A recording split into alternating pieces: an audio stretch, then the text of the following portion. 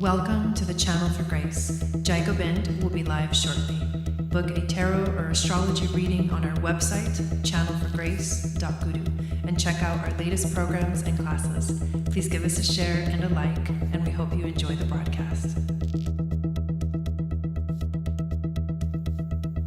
Welcome to the Channel for Grace. Gobind will be live shortly. Book a tarot or astrology reading on our website, channelforgrace.guru, and check out our latest programs and classes. Please give us a share and a like, and we hope you enjoy the broadcast. Welcome to the Channel for Grace. Gobind will be live shortly. Book a tarot or astrology reading on our website, channelforgrace.guru, and check out our latest programs and classes. Please give us a share and a like, and we hope you enjoy the broadcast.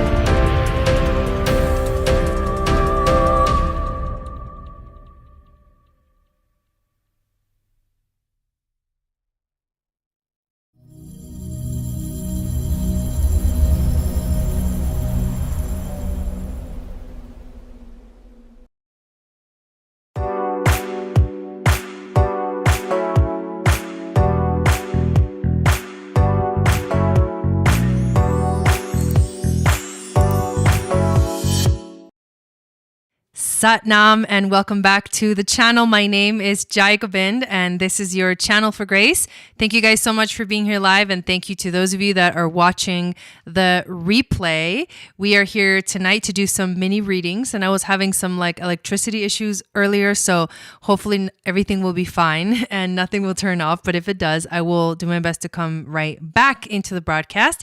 I'm still learning the whole sort of system here out in the middle of nowhere. So excited to be here, excited to do some readings. If you have never gotten a reading before and you want to know how it works, how to get on the list, you send $25 to my PayPal. The link is in the description of the video. Once you send the $25 and I get the notification, I add your name to the list, and then we do your reading. And when it's your name, when it's your turn, I will call your name, and then it'll be your chance, your moment to put your question into the chat. And the reason we do it that way is just to keeps it organized, it keeps it moving smooth, and I don't have to be going around everywhere looking for your question or your information. Hello, Rebecca, welcome in. So also, if you want to get an astrology reading, you can do astrology, you can do human design, you can do gene keys. And then with the gene keys, I will focus only on the activation sequence, which is the learning about your life purpose, if you want to know more about that. If you do get astrology, human design, or gene keys, then you definitely need to know the time of birth, what time you were born. Otherwise, it's not going to be accurate, and it'll give us something. I can do a natal chart reading, astrology, without the time, but I can't do human design or gene keys. Just wanted to let you guys know. Also, we have the option to do tarot and oracle reading, and I usually do my 5-card pull. So it is, the tarot readings are so good. They are really good. They come out, and sometimes I'm blown away by the messages that come through. So I also want to tell you that today's broadcast is brought to you by DOTERRA Citrus Bloom Springtime Blend. Just kidding. I'm not really kidding, but I'm going to use this citrus bloom because I freaking love the way this smells. to get into the mood. But I do want to say hi to everybody that's in the chat. Hello, Megan and Fola and Nelvin.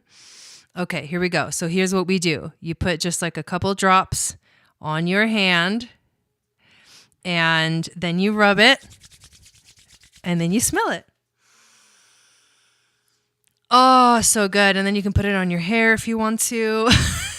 Rub the rest all over you. Oh, yes. Citrus bloom, everyone. If you're interested in using these products, let me know. They are the best. Welcome in, Rachel, and welcome in, Raessa. We do have a couple of people from like mini readings that we did like a couple of weeks ago. And we have somebody who's here today that signed up today. And I just noticed that someone else did get on the list as well. So the people from like weeks ago are Nancy and Dawn. So if they end up coming into the chat, then we will do their reading. If not, we have Megan, who would be first on the list. And then was it you, Fola, that got on the list just now?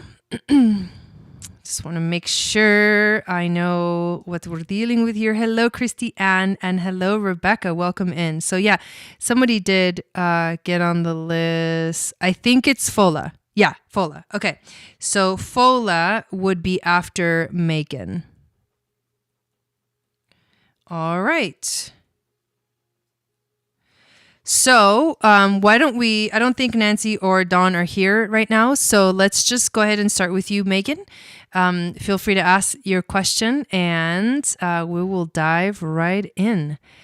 So welcome in, Maria. So good to see you. Okay, awesome. So we've got Megan, Fola, a couple people from before that if they show up, we'll do their reading. And the list is wide open. So I'm excited to do these readings tonight. So let's see. And someone else just got on the list, Rebecca White. Okay, got your name down. You will be after Fola. Okay, so while we wait for Megan's question and what she wants to do, I will remind you to please subscribe to this channel, hit the notification bell so you get notified of when I go live and when I upload videos. I mostly go live and it's really fun to be in the chat when I do go live. So make sure that you hit the notification bell so that you are here during the lives, because that's really the funnest way to interact with this channel. Also, if you have not yet downloaded my free moon astrology guide, make sure that you do. The link is below. This guide will tell you what your psychic gifts are based off of your moon sign. It also enters you into my email list, which is the best way to stay in contact with me. And it will also I will send out other news and things like that when it comes up. But every week, on Wednesday morning, I send out the Moon Magic Report, which is the horoscope for the week that's coming ahead. And people really love to get that in their inbox every Wednesday so that they know what's coming up. So that's really exciting. Also, if you are not yet part of the Starseed membership, make sure that you join the Starseed membership. It is a $22 a month commitment, or you can get a discount if you pay for the whole year. And it is just amazing. Like, it is poppin'. The Starseed membership is the best way to get information about all of the astrological transits that are going on the whole month ahead. Every time the sun enters a new sign, I create a whole video to give you basically the overview of the entire month that is coming up. And I also upload videos, send you information through emails, send you little rituals and card spreads that you can do during certain specific transits, and what question to ask, so that you can get a message that relates to that transit that's going on. And then you also have the information of everything that is happening as it's happening. Like day by day, I give you like the rundown. And so it's really nice to have that information to know how to navigate life in general. We also have live events. We have a minimum of 1 live event, but right now we're really having minimum of 2 live events a month. They are on Zoom and we get to interact with each other and have fun and celebrate. And so, yeah, every season as well, the solstices and equinoxes, I actually do a giveaway, and usually I give away a free Akashic record reading, which is also really fun to do. And that's what we got going on. So I wanted to share that with you guys. We are waiting, Megan, for your question. You are first on the list. Let me know if you are in here. I haven't seen your question yet. So just wanted to remind you, after Megan, we have Fola, and after Fola, we have Rebecca. And then the list is wide open for those of you that would like to get on the list for tonight for a mini reading, and it's $25 sent to my PayPal. Thank you, Rebecca. I appreciate that. Yeah, so it's been, I didn't see it in the chat. I was waiting for you to put it in the chat. Maybe you sent it somewhere else. Hello, Jeanette. Welcome in. So good to see you. If it's too personal, I don't remember seeing your question.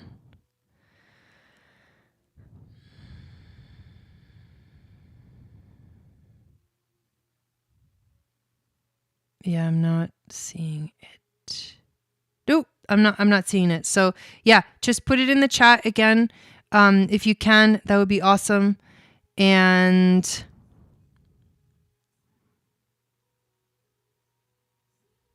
that's that. Oh, it's okay. It's okay. I was wondering what was going on. I didn't see it. So it's okay. Just put it again. And it's all good. Okay. You sent it 3 times? That's so weird. Very, very weird. Is anyone else seeing it? Does anyone else see Flo Freebird's question? Because maybe I'm just the one not seeing it. Glitches. The internet glitches are among us.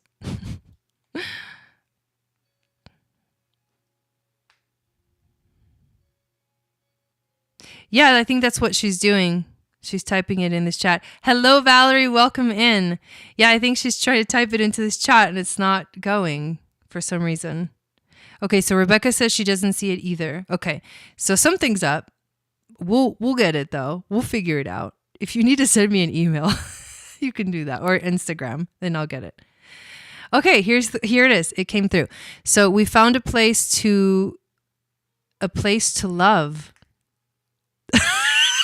I love that. We found a place to love. I want guidance on if this is the right choice. We got it. Tarot or oracle. So a place to live, I'm assuming that's what that means. But I love that it says a place to love. Oh, that's the best. The answer is yes. No, I'm just kidding. Guidance on this is the right choice. Okay, here we go. Let us go ahead and pull some cards for you. Thank you, spirit guides, angels, teachers, for being here with us this evening. I would like to ask help clearing the energy of the cards that I will be using, as well as my energy, so I can be that open channel of wisdom, grace, and intuition to flow through to everyone that's getting a reading tonight, whether it's tarot, astrology, human design, gene keys, whatever wisdom and guidance they're looking for, that they receive it tonight. And that anyone that's watching that doesn't get a reading, that they also receive messages that come through. Thank you. And we would love to get some guidance for Megan regarding a new place to live, wanting to know if this is the right choice for her and her family. Satnam, Satnam, Satnam, Satnam, Satnam, Satnam, Waheguru. All right, let's see what we got.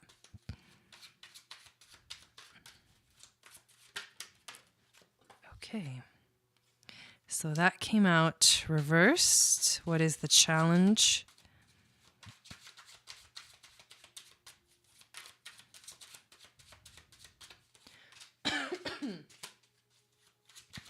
What is the challenge here? Okay.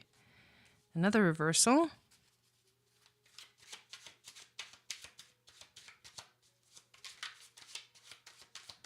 What is the overall theme? upright. It's kind of a gnarly card. Wisdom from the ancestors.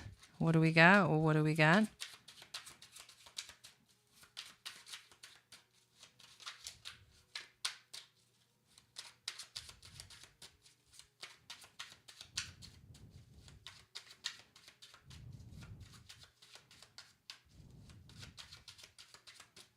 Whoa. Crazy, Valerie. Okay, so these two came out together. We're going to go with it. And what is the animal spirit? Oh, whoa, that was quite fast. Hey, I like that. The lion. That's good. That's really good. Okay, so I'll put that right there. The very first card that you got, so you got two major arcanas, and then the rest are cups and coins or pentacles. But the very first card that you got is, interestingly enough, it is reversed, and we are reading reversals. It is the Justice card reversed. So let's find out what the story is regarding the Justice card. This is what it would look like reverse. This is the upright, so you can get an image of the actual card. So this is called Amaeng Eosa. It's a Korean legend. Justice is power wielded with both intelligence and impartiality. It is making decisions with all of the facts and accepting the consequences of any choice made. It is punishment of the corrupt and promotion of the deserving. When it is reversed, this can be, instead of harmony, balance, equality, virtue, honor, or in other words, justice, something that feels like fair or deserving, it can feel like there's bias. It can feel like a false accusation. It can feel like intolerance, dishonesty. It can feel like abuse. I think because this is the jumping off point, it can often, I think what's happening, what I'm getting is that there's emotions connected to whatever this big change, this big move is for you, Megan, and the emotions are that maybe up until now, life hasn't felt fair or something like that, right? Like something about life, something about your situation hasn't felt fair. And so this is where you're jumping off of, is trying to find something that feels right, that feels like is harmonious for you in your life, but it doesn't feel like a negative thing. It just feels like the jumping off point where things up until now have felt like, okay, maybe something about it just hasn't been 100% feeling right. And so there's like you're reserved. There's a little bit of like, is this the right thing? Should we move forward? I feel that kind of insecurity connected to the energy of this situation in general. So you're trying to find something that is fair and just, where it hasn't felt fair and just in the past. The next card that you get, which is the challenge position, is the Four of Coins, but it is reversed. But I love the condor, the story of the condor and his wife. I believe that this is going to be a positive message reversed. So if we just go with the meaning of the card, condors are very powerful animals. In South America, they represent, it's like they're the eagle of South America. So they fly the highest, they fly the closest to God. The story here, though, is the Four of Coins represents greed and unwillingness to open up or share. Condor covets his wife, who does not like his lifestyle or living with him. He recognizes her unhappiness, but is unwilling to make changes to set her free. This is a Peruvian Aymara folktale. And so when it's upright, this can feel like hoarding, possession, like trying to hold on to something that you don't need to hold on to, that actually creates that lack mentality. Reversed, it can feel like, can be the energy of gambling, recklessness, letting go. So there's a big, like, you got to let go, you got to release, generosity, and large purchases.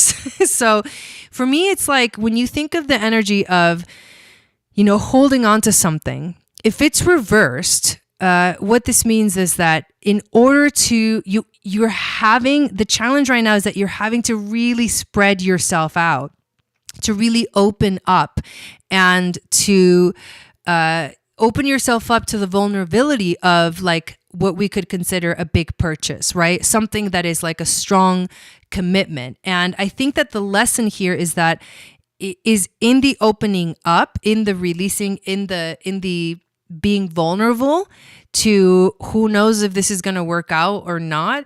That's the scary part. And I think that's the challenging thing for you, is that what you have now might feel a little bit secure, right? It might feel like, yeah, maybe it's not the best situation, but it feels like it's safe.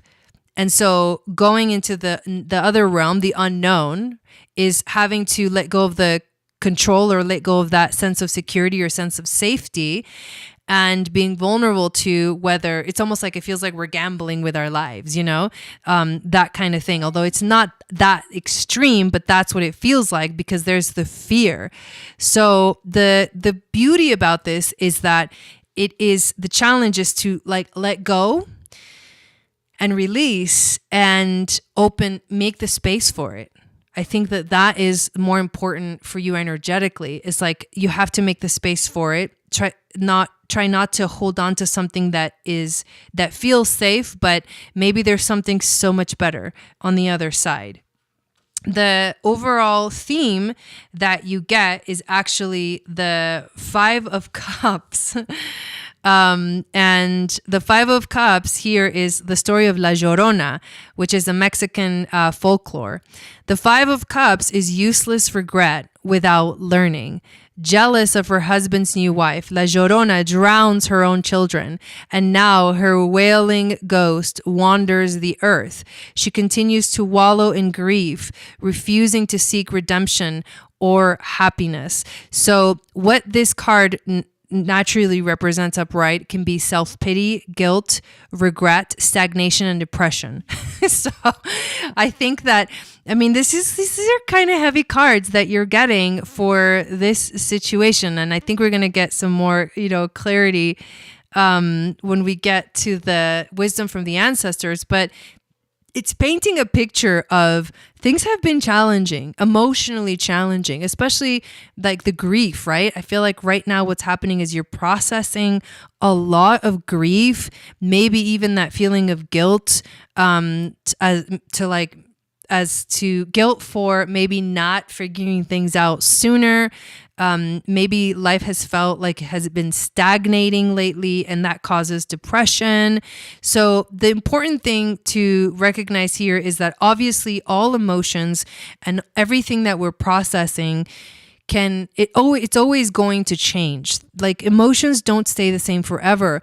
And if you allow yourself to process whatever grief has been coming up for you lately, for whether it's connected to this situation or whether it's connected to any situation, any other situation in your life, is allow yourself, right, the seeking redemption and also happiness for yourself in your life. She says, speaking to my soul. Yeah, these are kind of crazy heavy cards. And the last 2 cards you get, which came out together, is very interesting because the images are kind of connected. So we've got the Tower and the 6 of Cups. And in the Tower card, in these 2 images, like the Tower, both came out reversed. So I'm showing them upright, but they came out reversed. You've got first these two beings that are like connect, these 2 children, they're like connected, they're loving, they're feeling good. And then in the next scene, you see them like falling off the tower. So it's kind of like, what on earth? I'm sure that has a lot of meaning to you, but they were reversed. So let's take a look at what these mean and in the order that they came out. So the 6 of Cups is first, but I can hold them up together as well. This is the story of the Snow Queen. It's from Denmark. It's a Danish fairy tale.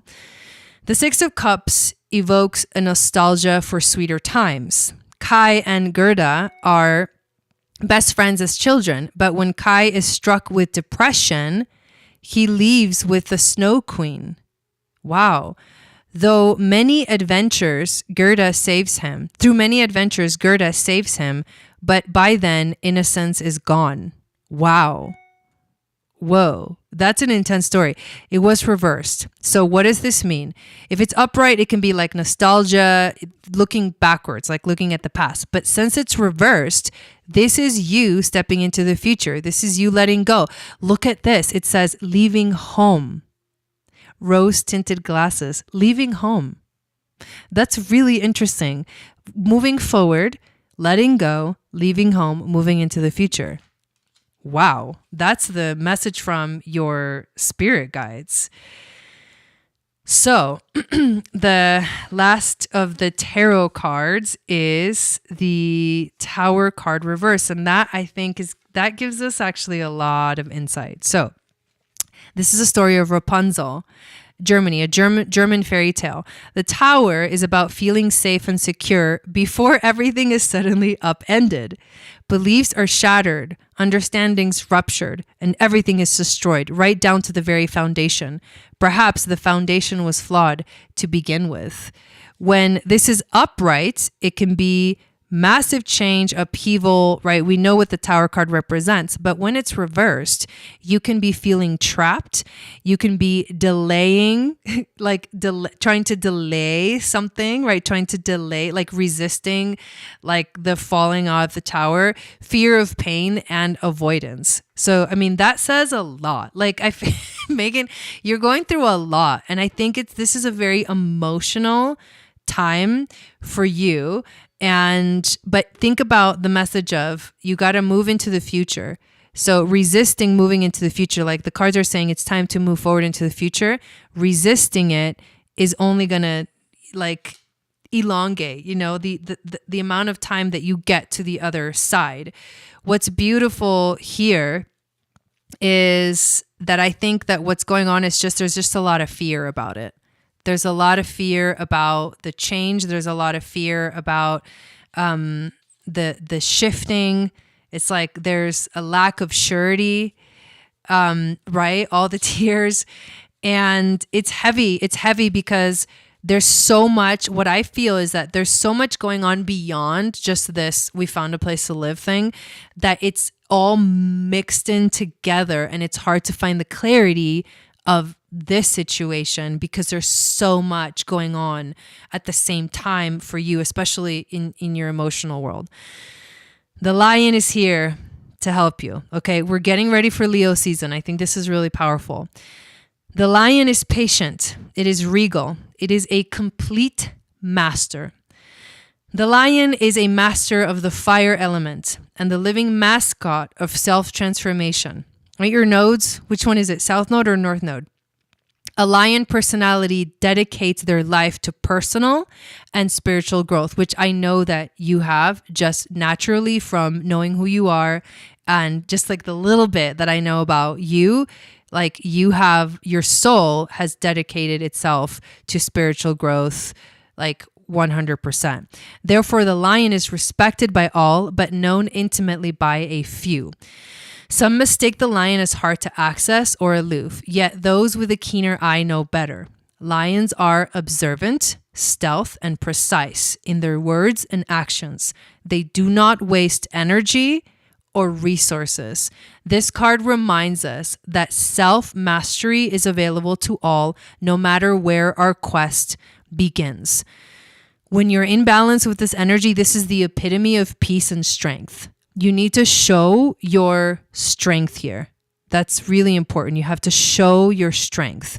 When out of balance, you can be withdrawn and too serious, taking things too seriously. So to bring to balance, daily meditation and friendship, like think of everything that is powerful about the lion, right? Like the strength, the power, the commitment, the lion doesn't worry about, what's that saying? The lion doesn't worry about what sheeps say or something like that. I don't know exactly the thing, but think of lion energy, right?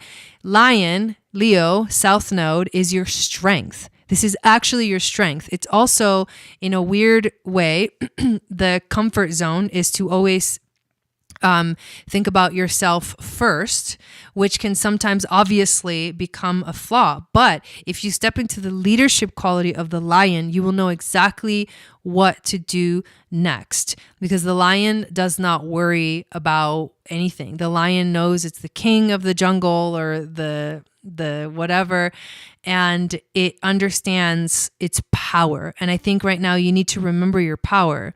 Remember who you are. Whoa, like Lion King, straight up.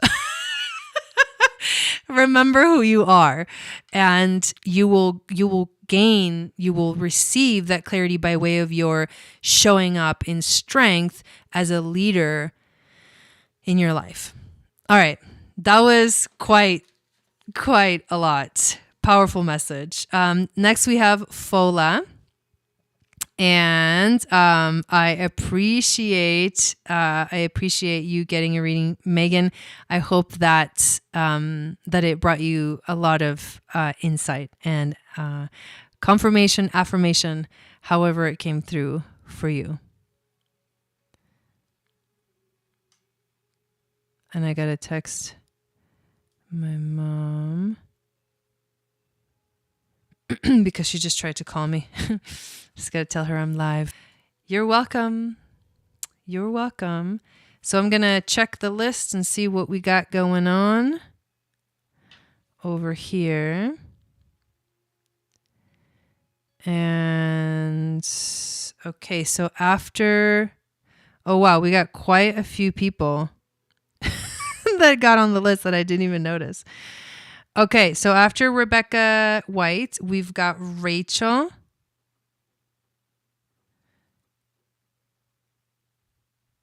Oops.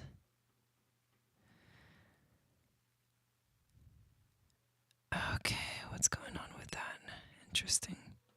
Can you guys hear me? The internet's having a little bit of issues, so let me know if you are having trouble. Okay, and then after Rachel is Rebecca Hurt. And then after Rebecca Hurt, it's Alexa. Okay. Those are all the people that are on the list. It's crazy that all these people got on the list and the Wi-Fi is just kind of acting up. Let me check it real quick. Hang on one second. Can you guys still hear me at least? Let me know if you can still hear me.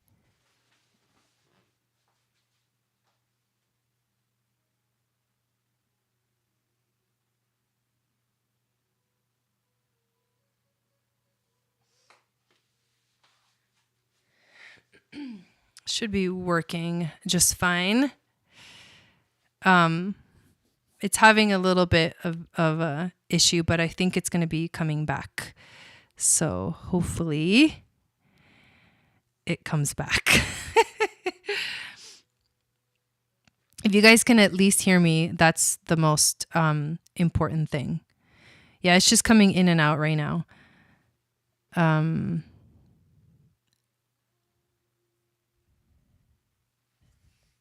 We'll just give it a couple more moments. Rebecca says, I can hear. Yeah, it's just having a little bit of trouble for some reason. Going a little crazy. Cray.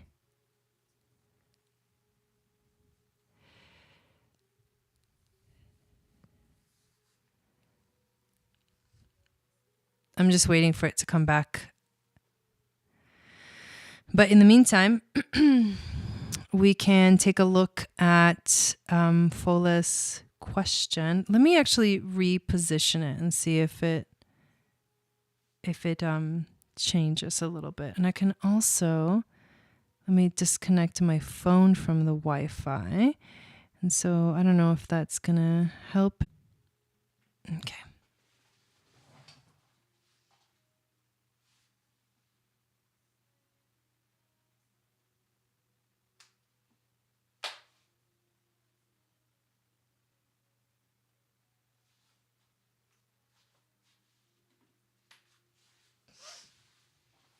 It looks like it's working just fine, But are we back? It looks like maybe we're back. Okay, here we go. Fola. Okay, tarot reading. I'm going to keep going and then you guys tell me if it's working or not. Oh man, I wonder where it's doing this. Tarot reading, please. The career path I chose up until now has not been an equal energetic exchange for my talents and gifts. I am in the midst of a course change, but I have many paths ahead of me, and I would like more insights on purpose here in order to focus my sights. Okay, so I'll ask again, can you guys hear me at least? Say, yes, I can hear you, or no, I can't hear you. Yeah, it's just kind of really having trouble coming in and out. Let me, yeah, I literally have no idea like how to troubleshoot this. All I can do is just let it kind of come back. Okay. So let us do this reading. Okay, cool. So as long as you can hear me, I guess we should be okay. All right, awesome. Has not been an exchange for my talents and gifts. I am in the midst of course change, but I have many paths ahead of me, and I would like more insights on purpose here in order to focus my sights.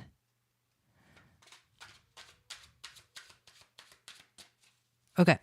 So let's see what your spirit guides, angels, and teachers want to tell you. What is the challenge?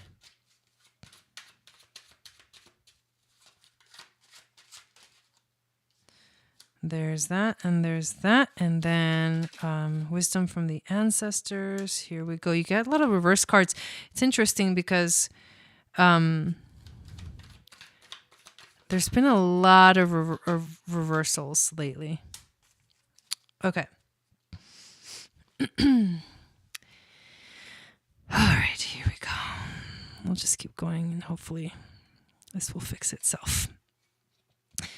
All right. The first card that you get is the Four of Cups. It is reversed. So hello, Belinda. Welcome in. It is reversed. So let's see what insight this brings for us. Or not Four of Cups, but Two of Cups. Okay. So here is, hopefully you guys can see it. This is the card upright, but it is actually reversed, how it came out. This is Enkidu and Gilgamesh. It is a story from Iraq, a Sumerian mythology. The Two of Cups is an ideal relationship that still faces difficulties. Gilgamesh was a tyrant until Enkidu was created for him. Ooh, it's like the story of Adam and Eve. To be his equal in every way.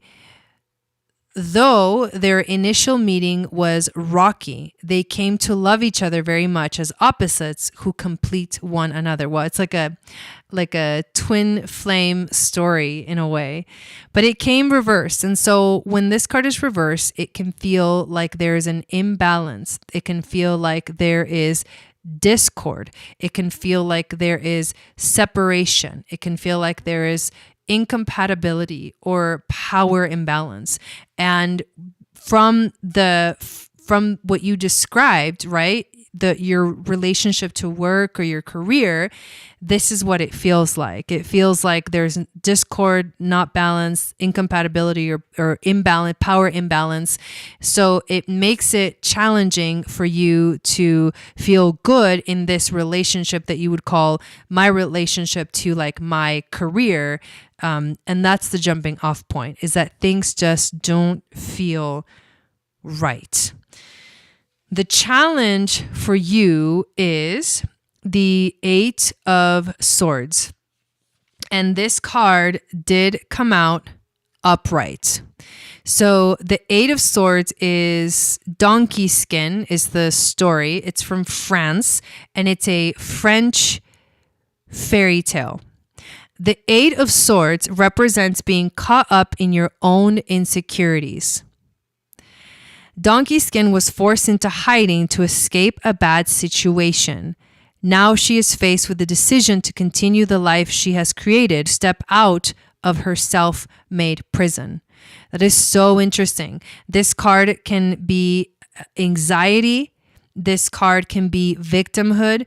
This card can be paralysis, crisis. So here's the thing that I'm getting from this like very clear message that is coming through. And the message is that I think that there's a story that's going on.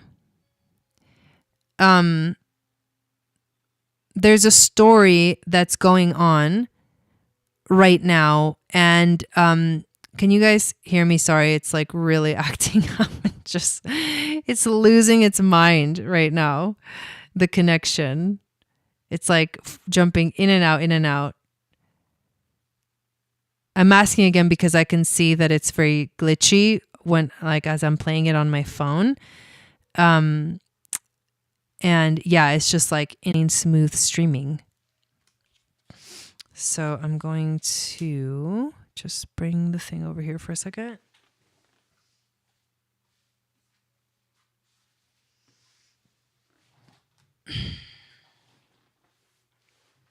It's not messing up. You guys are good? Wow, then it must just be me. All right. Yeah, it looks fine. But okay, good. Okay. So that's what I was saying, is that there's a story right now that has been going on for a while. And because it's been going on for a while, this career thing is not working, my talents, like it's not a right exchange. It has now become like a self-fulfilling prophecy. It has become this sort of block that has created a bigger block. Like it started, right? It started as, maybe this will get better. Maybe things will improve. And then now it's become this story, and the anxiety that comes through has to do with, now the story has become like sort of engraved. And so part of the solution here is to let go of the story and free yourself from it by noticing what aspects of what's going on have you sort of fallen into and accepted to such a degree that in your mind it's like it's never going to change. Right? Because it's almost like I was talking about radical responsibility, especially for the things that causes anxiety. That taking radical responsibility for every situation in your life, for everything that has shown up in your life, because all of it is here to teach you something really powerful. And when you take radical responsibility for even the situations in your life that feel like they're happening to you instead of for you. So it's changing the perspective of this is happening to me to this is happening for me. And when you change that, then the whole story, it's like you change the timeline of what goes on moving forward. And that's what I feel really needs to happen with this specific situation, is in order to change the timeline going forward, you have to take radical responsibility for everything that's showing up for you in your life. Otherwise, what's happening is Eight of Swords, it's almost like you're trapping yourself in the story and not giving yourself a way out, or feeling like it's everything on the outside is in control of this, but you are the one that's not in control. And that's the fallacy, is that you are 100% the one that has the power and the ability to make the change, to make the shift in your life. Okay. The overall theme of this is the sun, but it is reversed. So it actually relates to this in a very interesting way.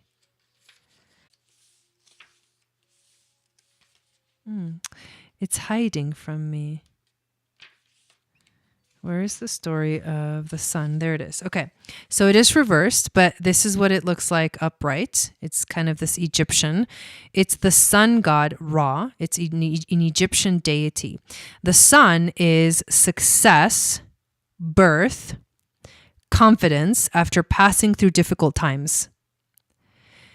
Egyptian sun god Ra proves everything is illuminated with optimism and enthusiasm for the path ahead. When this is upright, you can feel that satisfaction, the joy, right? The luck, the vitality, the accomplishment. However, when it's reversed, this is what's the overall theme.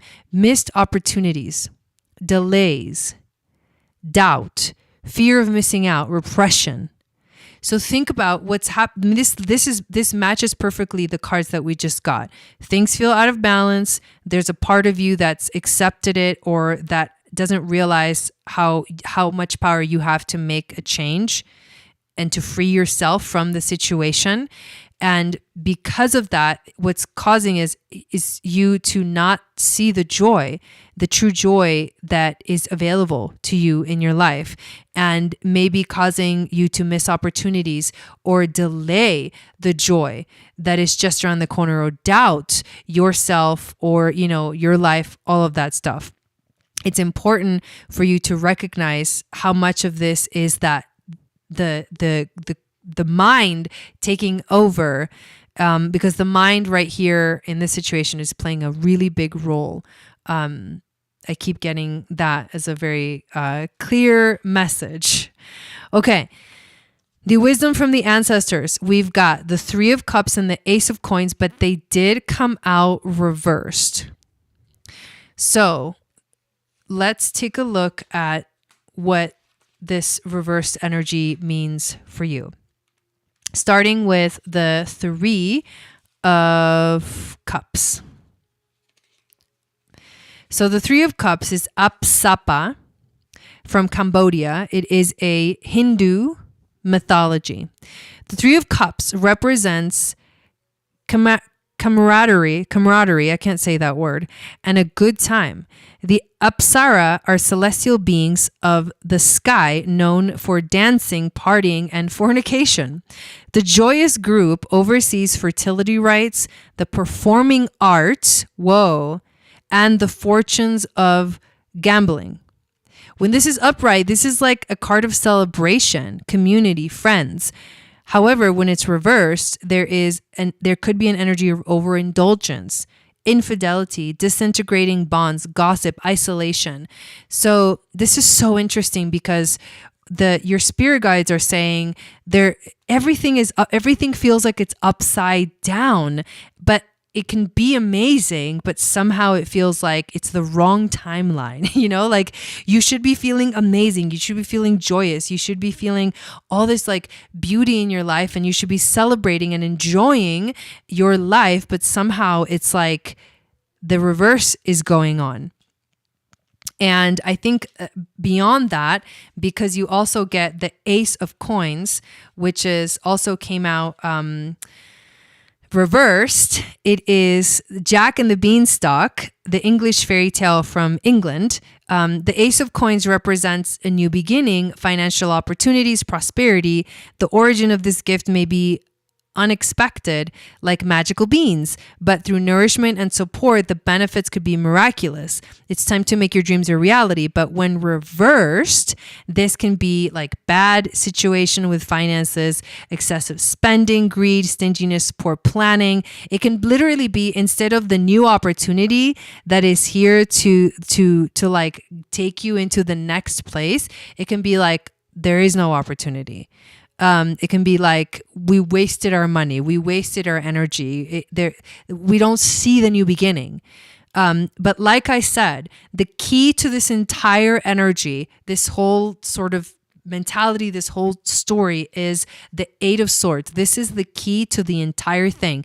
Because when you turn the key, what you are going to notice and what you're going to realize is that there's a huge part of your thoughts that are maintaining the story, that are maintaining what's going on.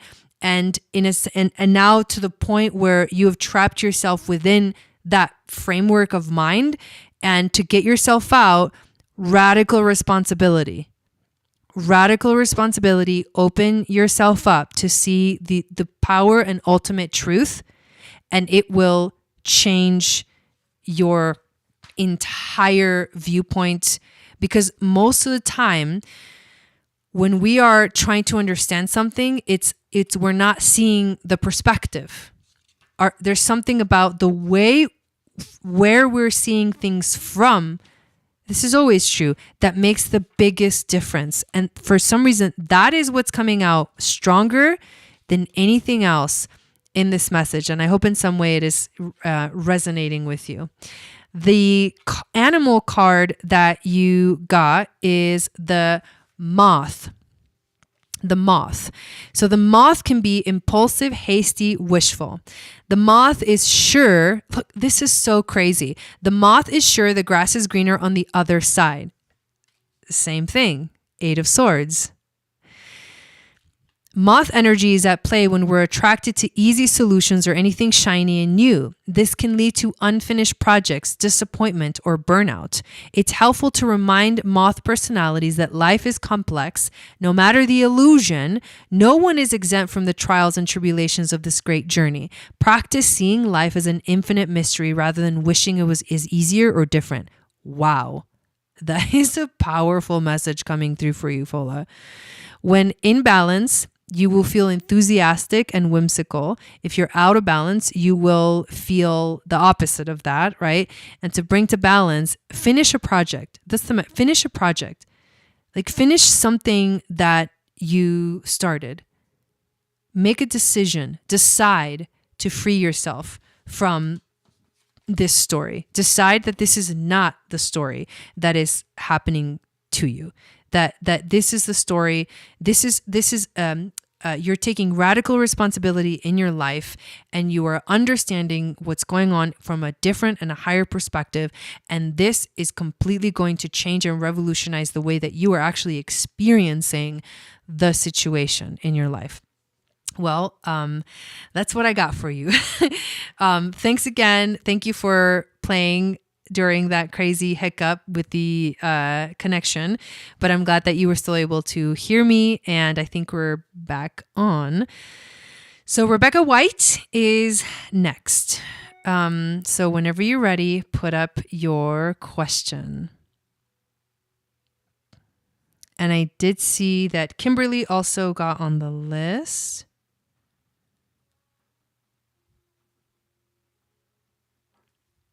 So we've got Rebecca White, Rachel, Rebecca Hurt, Alexa, and then Kimberly. That's who we got on the list. You're welcome. You're welcome. And hello, Kimberly. Welcome in. What does Spirit want me to know about the changes coming in my life? Okay. Let's check it out. What does Spirit want Rebecca to know about the changes coming in her life?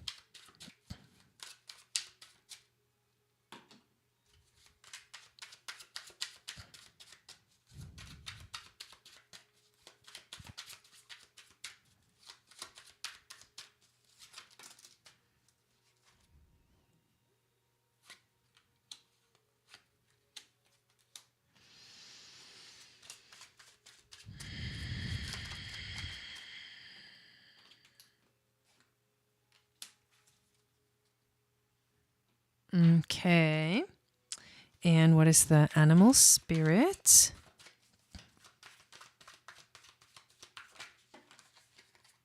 The crow. That's definitely a powerful card right there. Okay. Let us begin with the very first card. So you've got the Magician reverse, the World card reverse, 10 of coins upright, 2 of swords upright, and then the Crow. After Rebecca is Rachel. Yes. Okay. So the Magician reversed. This is an interesting card to start with. So the jumping off point. The jumping off points. It's a beautiful card. The way that it looks. She looks like a fairy, like the fairy godmother in Cinderella. So let's see, maybe it is. It is the fairy godmother. That's funny. This is a French fairy tale. The magician is a helping hand. She has the ability to change raw materials into something wonderful and dreaming into doing. But she is only the helping hand. It is up to the protagonist to use her support moving forward to do the right thing. If it's upright, right, we know what the magician means. It's originality, self-confidence, resourcefulness, like magic, making magic. However, when it's reverse, it can feel like insecurity. It can feel like delays, lack of imagination, closed doors, or even manipulation. So it almost feels like the power to manifest has been shut off. That's the magician reversed. And this is the jumping off point. So the question that you had is, what does Spirit want me to know about the changes coming in my life? The jumping off point is, for some reason right now, what you're feeling is this, there's a blockage. In some way, shape, or form, something feels like it's blocked. And this may be something that you may or may not be aware of, because we have to remember that sometimes things are going on subconsciously, not on the conscious level in our lives, especially like the subconscious thinking patterns. And so something feels blocked. You may be like, no, nothing's blocked, but it's like, it's the elephant in the room, right? That's the jumping off point. The challenge is the World card, which is also very interesting because it is also reversed. So this is the World card upright. This is what it looks like upright. It is Hinemoa and Tutanekai. It's from New Zealand, a Maori legend. The World is the happily ever after ending following a difficult journey.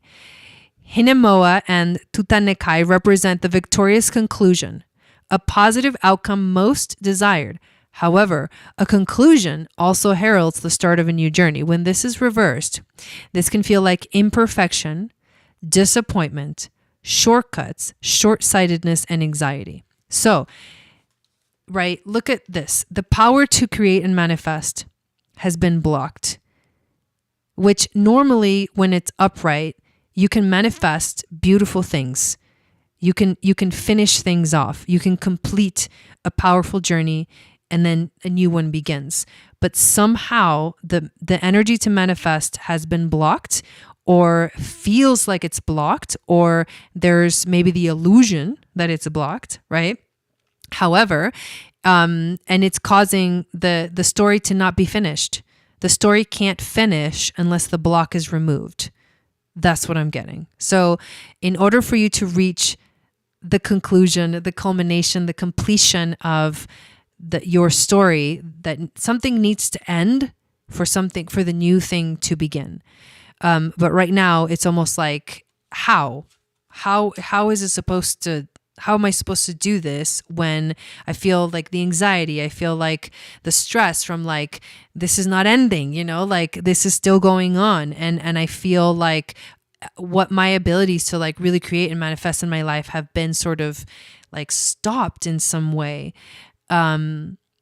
It's really, yeah. Okay. So she says, I do feel that on a certain level. I feel like for you, this is subconscious. Like that came through in the beginning. It was like, she may not realize that this is what's going on. This is something that is like underneath the surface that you may kind of slightly be aware of, but it's like, it feels like, what? It's like, oh, wow, I didn't realize that that's what's going on, but that's what's going on. However, this is actually the exciting part, is that when we get to the overall theme, The overall theme is actually the 10 of coins, and it is upright. So that's a good thing. This is Pan Hu, a Yao legend from China. The 10 of coins represents the hard-earned rewards of a difficult venture. So you're definitely coming out of a difficult, you're like, something difficult is ending, or trying to end, right? The story of Pan Hu celebrates the lineage that benefits from his hard work. The hardships he once endured allow him to appreciate his good fortune and retire surrounded by his progeny. So, upright, this is inheritance, ancestry, pensions, settling down, financial stability. So the 10 of Pentacles is like there's abundance. There's abundance, right? The abundance is here. Like 100%. It wants to break through. It wants to push through. It wants to show up for you. But I think what you need to think about is not just how this abundance is going to affect you, but how your hard work in clearing up, opening the door, is going to leave a legacy for everyone that comes after you. That's how big this is, right? It's like, it's about the legacy. And until you recognize that legacy that will come from your hard work, from like not giving up on yourself, then until you realize that, it'll still feel like there's a block.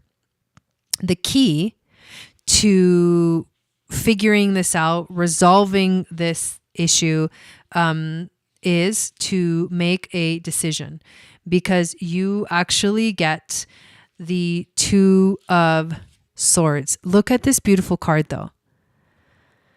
It is so beautiful. She's surrounded by fire. Wow. Oh, and there's like this crazy monster in the background with many heads. Gordian knot, a Greek legend from Turkey.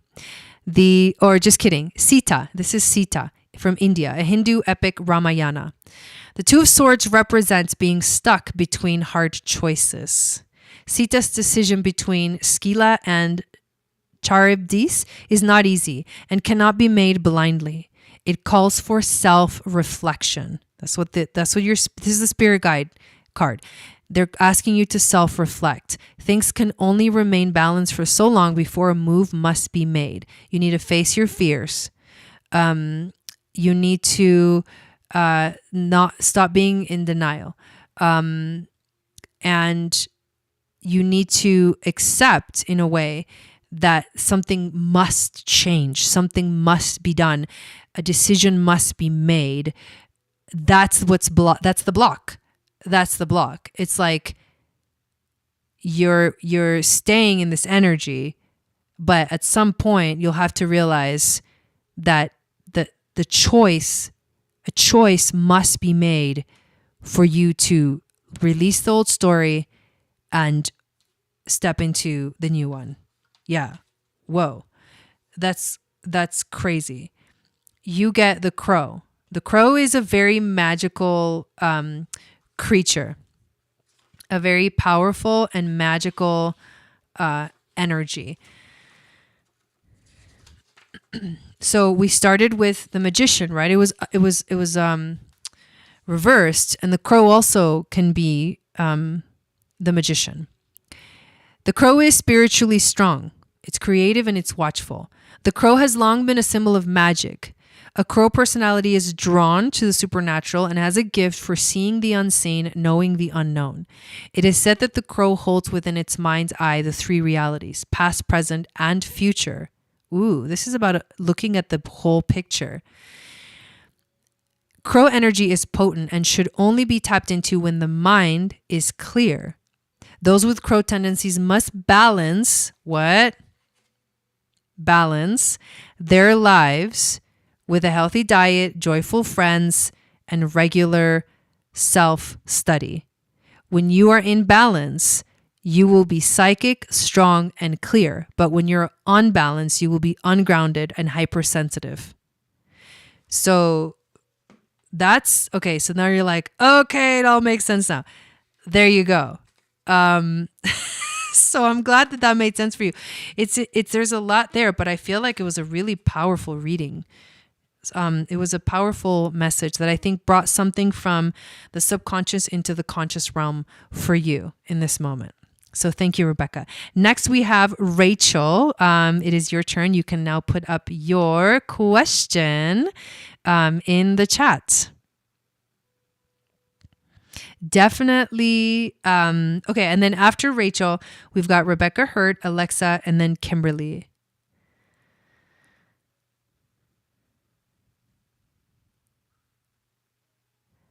Had a crow spirit come into my life yesterday. Yeah, exactly. Yes. They're speaking to you. It's understand the magic.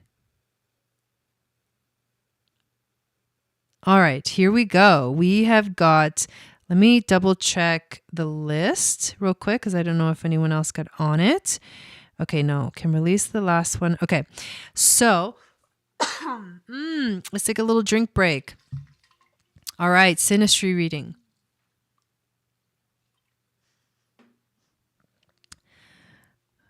Let's check it out. Okay, I have been dating someone off and on for almost 3 years. Do you see long-term potential? Okay. Let me pull this up and then I will share it on the screen.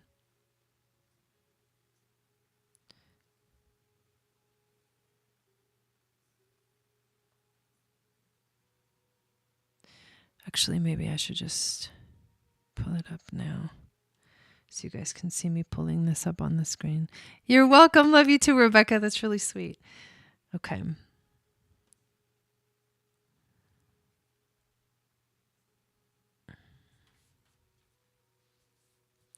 Almost there. Okay, 2, 9, 7, 8. Okay. And then if you guys see any like mistakes that I make while I'm pulling this up, then just like let me know. It helps. Okay. So we've got 5484. Okay. We've got 2:30 p.m.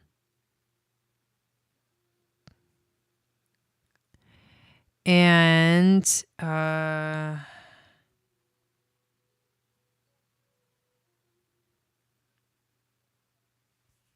okay. I think I got it right. 24th, 1984, 2:30 p.m. Here we go. Okay. So we got your chart. Now let's add the other chart. And we've got 4/16/82. And we've got, let's do 12 p.m. and Ellensburg. And that's in Washington. Okay.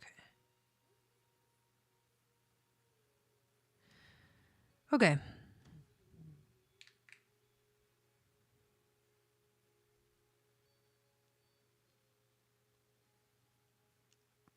All right. This should be fun. Okay. Can you guys see everything? Hear me okay? See the chart, all that good stuff. We've got your chart in the middle and then his chart on the outside circle. And I'm going to go through general energies regarding like sun, moon, Venus rising, desires, motivation, communication. Those are the things. And then also like the nodes and like Juno. There's certain asteroids that can show us like that long-term, if this is a long-term thing or not, right? Because that's your question. Do you see long-term potential? Okay, so let's start with the sun. Okay, so you have sun in Taurus and he has sun in Aries. These energies, what we look for is conjunctions, oppositions, and squares. Those things tell us a lot. But at the same time, they also, you can also find information based off of like not conjunctions, oppositions, or squares. So, or sextiles and trines. I don't even know why I just said that, but anyways, what I really wanted to say was that these two suns they're kind of very different energies. In astrology, you've got Aries, which is the first sign, which is very active, it sparks. This person is very alive. Aries energy is very alive, and it's got a lot of like activating power. And Taurus can be a lot slower. When we move from Aries into Taurus, we slow down. Everything slows down. Everything becomes more stable. Both of these signs can be very stubborn. Aries and Taurus can be very, very stubborn. So right away, to me, this is like, whoa, these are kind of a little bit too different to have some kind of to have that like harmony all the time. Because what's going to happen is one person's going to want to go, and the other person's going to be like, slow down. And obviously, at some point, there has to be a meeting in the middle. There has to be like, in some way, there has to be a understanding of, I know I see you, and I also hope that you see me as well. We are very different in this way. But that's just the sun. There's so much more than just the sun sign when you look at synastry. The next thing we look at is the moon. So you've got moon in Gemini, and he's got moon in Capricorn. So again, those are very different energies. So moon in Gemini is it's kind of alive. It's very expressive. It wants to talk. It wants to intellectualize. It needs to be able to talk about its feelings. It can be very like on the surface too about feelings, not so much like going deeper into the depths of the feelings, but more kind of on the surface. And like I said, intellectualize the emotions more than anything else. Moon in Capricorn is interesting because Moon in Capricorn is in detriment. And this is a person that will restrict his or her emotions.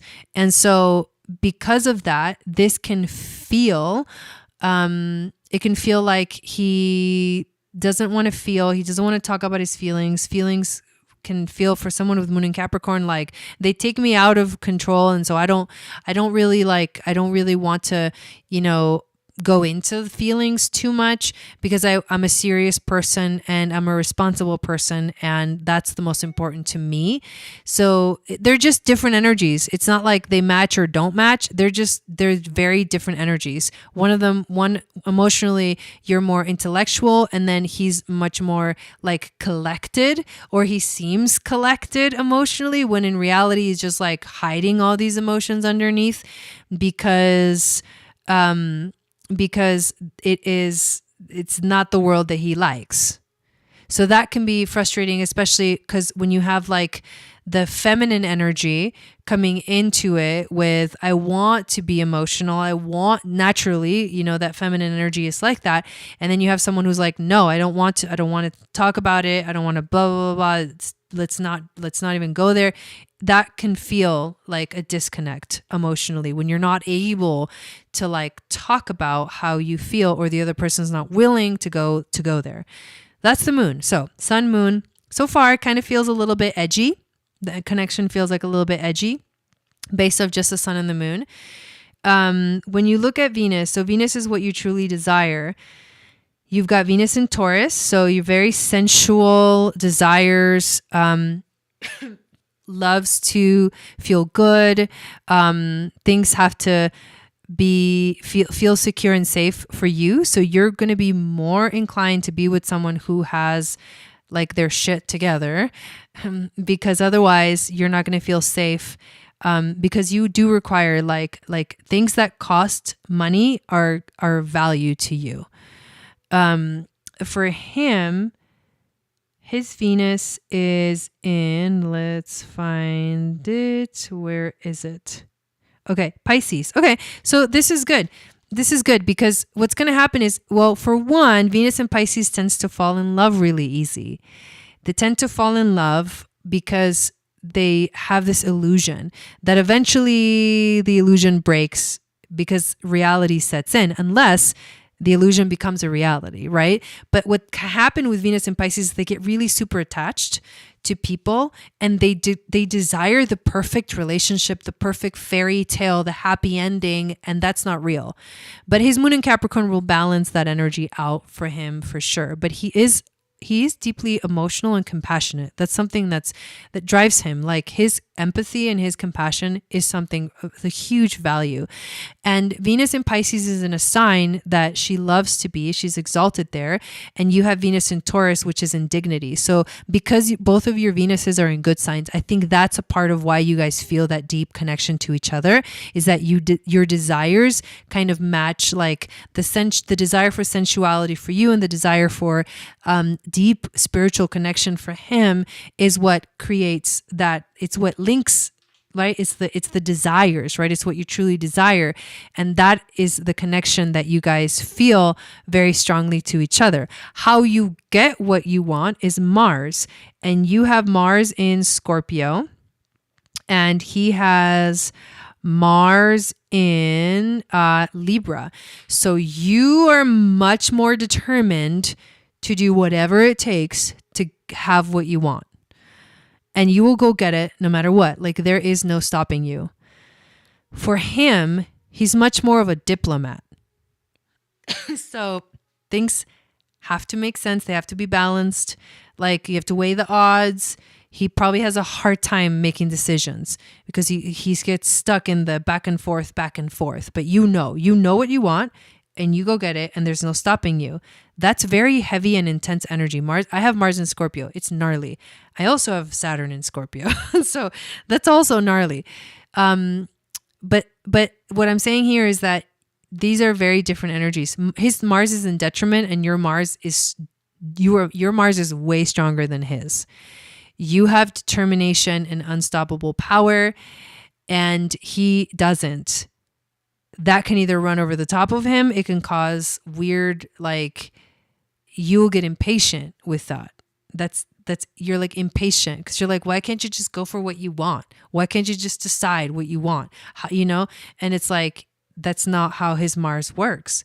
His Mars needs to find the balance to make the right choice or the right decision to get what he wants. But sometimes what happens is he may not know what he wants because he gets stuck in the back and forth.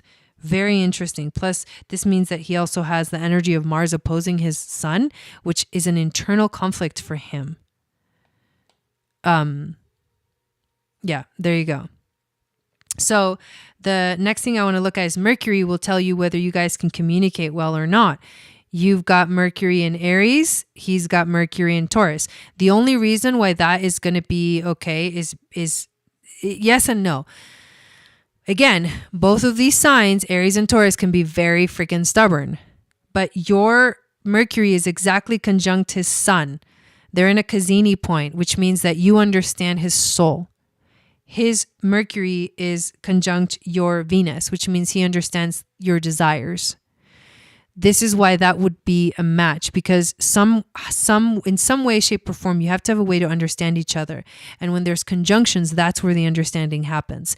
Communication-wise, you're much more direct and like instinctual and like out of nowhere.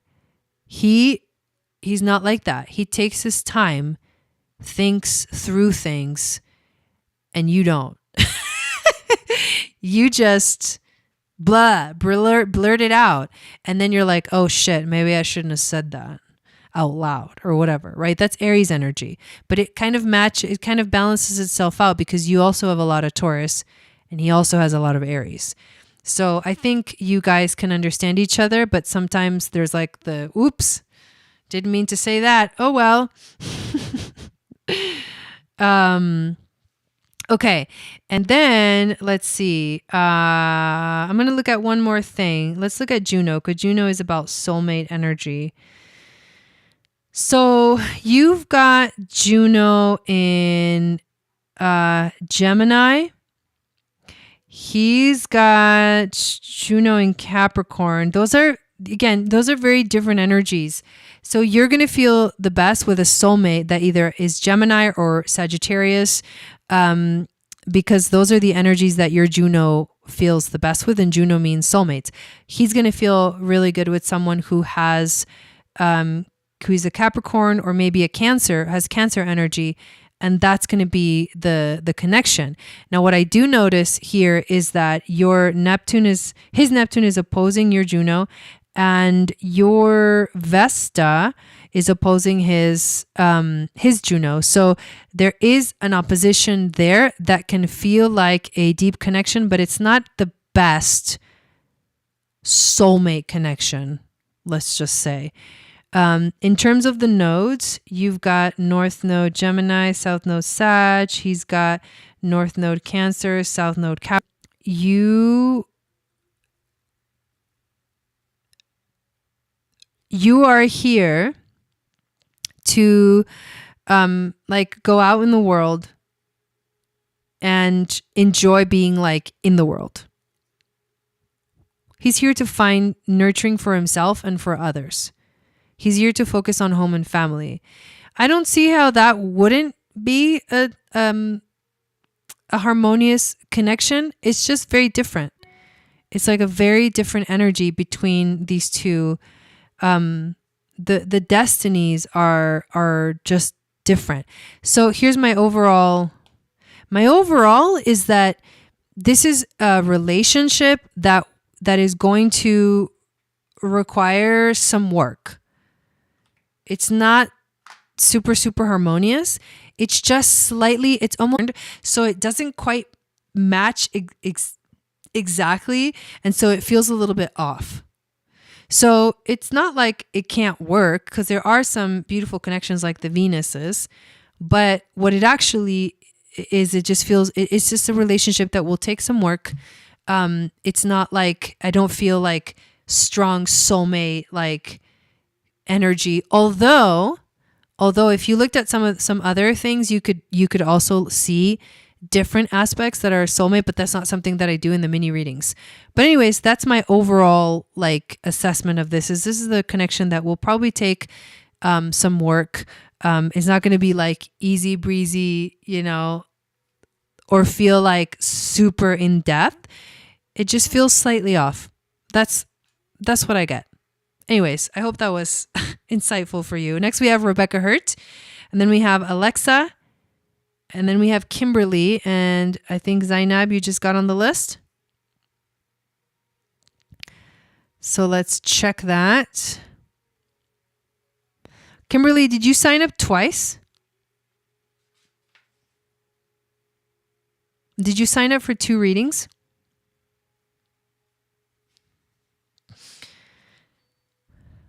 Okay, and then Zainab.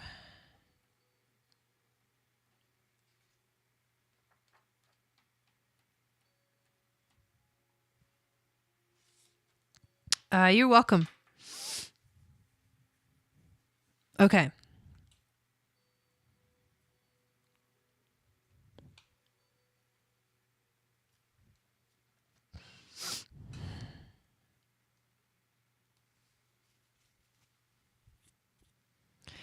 So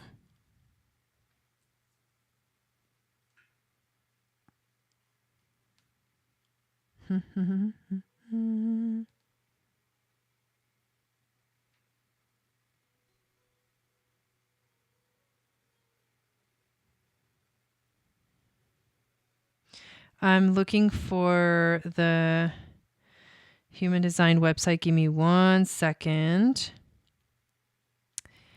I forgot what it was called. So one for you and then one. Okay. I see what the issue is here. All right. Give me 1 second.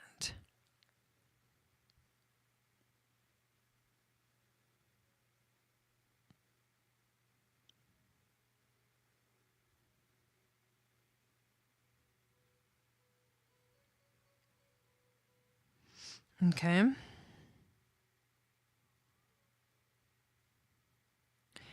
I also need the location, Rebecca. 328. Okay, so the day is the 28th. The month is 3 and the year is 85. Okay. The time is 11:42.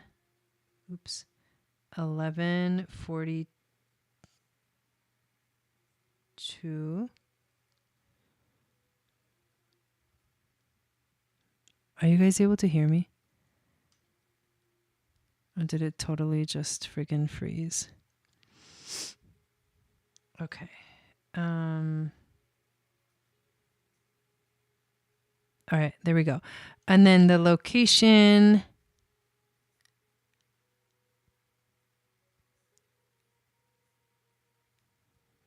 Waiting for that.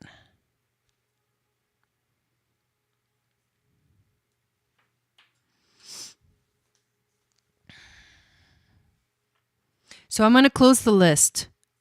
The list is now closed after Zainab.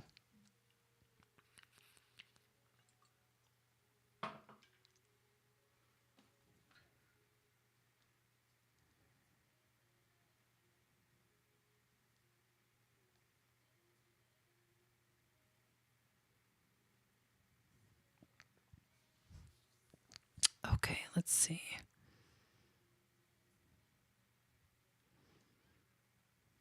Okay, so we've got 28, 1985. All right.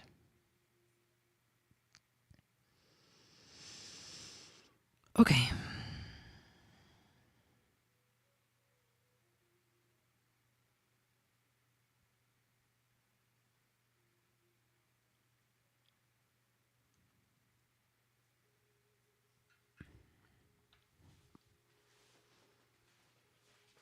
Okay.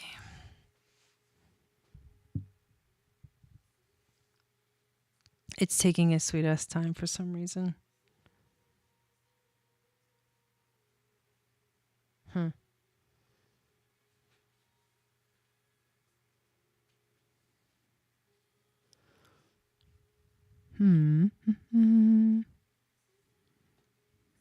I'm going to try this again.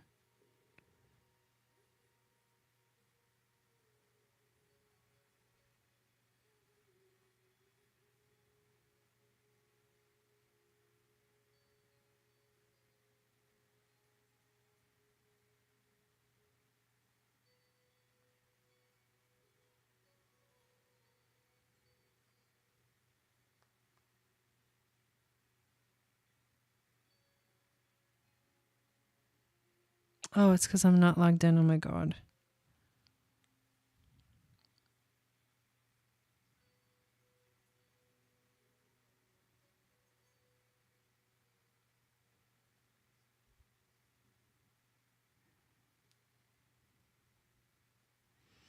Okay, have you ever gotten a human design reading, Rebecca?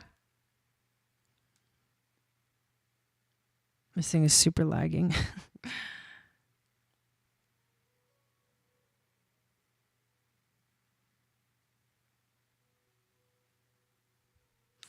Yeah.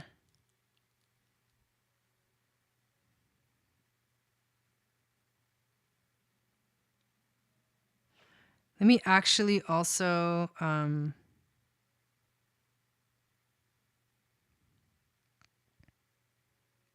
this website is kind of acting up. So let me try a different one.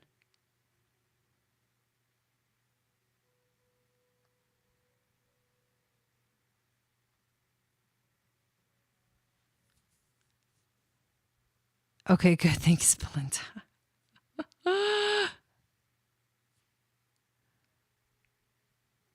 All right, one last time.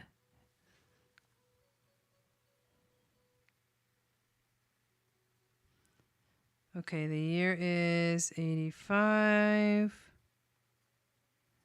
The month is March. The day is, I think we said the 28th? 3/28/85.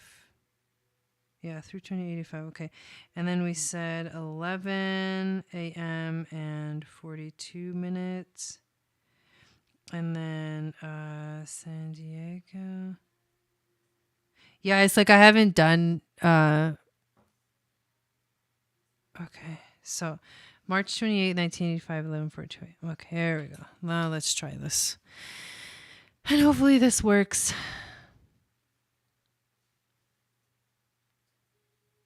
Okay. So I'll ask one more time. Can you guys hear me okay? I'm sorry about the connection issue. I don't really know what's going on with it. But you know what?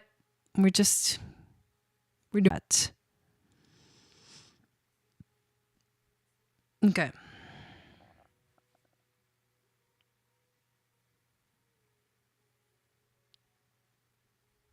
Thank you, Rebecca.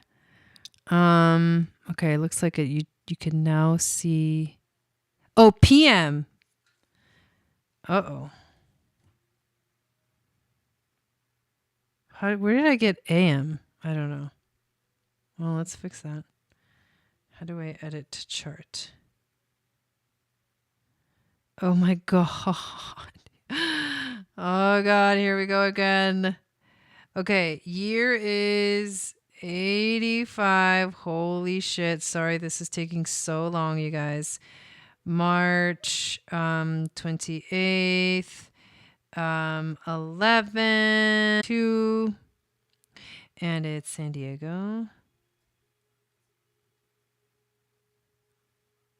Okay, March 28, 1985, 11:42 p.m. Okay, here we go.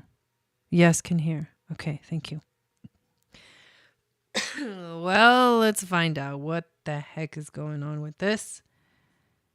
Okay, good. Didn't change too much.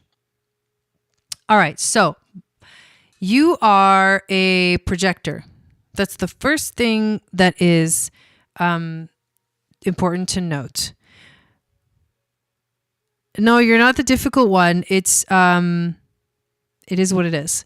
But you are a projector. And so the projectors are actually, here it says the seer. People who can see a better, more efficient or upgraded approach to a specific thing or things and are here to share that with others. Projectors are like the guides for, yeah, did I get that right? Yeah, March 28, 1985. Okay. So projectors are here to basically guide others in some way, shape, or form. The way that projectors, most of our lives as projectors, we try to act like generators. We try to act like we're supposed to make something happen. You know, like we try to take on life the way that most people in the world take on life, which is most of the population, are generators. They have the energy to go do things and to really put themselves out there and basically they are able themselves in a way that projectors can't, because projectors end up being what we call non-energy beings. And what that means is that they are actually not here to make something happen. They're here to wait for the opportunities and the invitations to help someone. But the way that you prepare yourself to be that guide, you're not just going to one day magically become that guide for others. Like, you actually need to study. What you're supposed to do is learn a system that you can use to help others navigate. The projectors are really here to help the generators understand themselves, the generators and the manifesting generators. And they can learn systems easily because they have this ability to see the bigger picture of the world and how things work. And that's one of the things that is so amazing about projectors, is that they're the witnesses, right? They're like, they can see things from a higher perspective, and it brings up this, it's a powerful ability, but you need to harness your knowledge. You are someone, projectors are here. They need to study. They need to learn. They need to understand systems. So you have to figure out what is that system that I want to understand? What is that system that I want to learn so that I can have the experience and the knowledge to back up how I want to help or etc. others. Now, the interesting thing about your authority is that you have what they call an emotional authority, solar plexus. So what that means for you is this is how do you make decisions? The way that you have to make decisions in life is you need to wait the emotions out. Especially with the important decisions, right? When something shows up in your life, when an important choice needs to be made, you cannot make your answers do not come in the moment. They do not. If you try to make decisions spontaneously in the moment, it will not go right, because you're either going to make the decision when you're feeling really high, or you're going to make the decision when you're feeling really low, when you should really be making decisions when you finish that high and that low emotional wave and you get to a point where you're in neutral space. And from that space, now that you've had the whole wave, that you've seen the whole experience, you can actually be like, okay, I know what's right. Like when I was feeling high, I was wanting this. I thought this was the answer. When I was feeling low, I thought this was the answer. But the truth is that the answer is neither of those. The answer comes at the end of the journey when you've gone through the whole emotional wave and you're like, now I know what the answer is. And you can only make answers from that neutral space. Which means that it's very hard to function in the world because most people want to know now. What do you want now? Tell me now. And that's impossible for you. In fact, it's detrimental to your health because you will lead yourself astray by not waiting. So you need to learn to tell people, I'm not ready to give you an answer right now. I will let you know when I know. Yeah, you have emotional ups and downs, and that's your nature. It's actually one of your gifts, really. You actually are an emotional being, and this is your authority. So you need to pay attention to how you feel, but you also need to remember that making decisions cannot come in the moment. You will not know in the moment. That's actually a huge thing to realize about yourself. Let's see what else we can pull from this. I feel like those two things are really important. And then your strategy is you need to wait to be invited. So here's what's going to happen is you're going to get the invitation. This is going to be extra hard for you because in life, you're going to get the invitation, but you're going to have to wait the emotional wave to say yes or no. To know, so projectors have to wait for the invitation. The invitation can come in like a literal, like, I am inviting you to do this. Do you want to do this?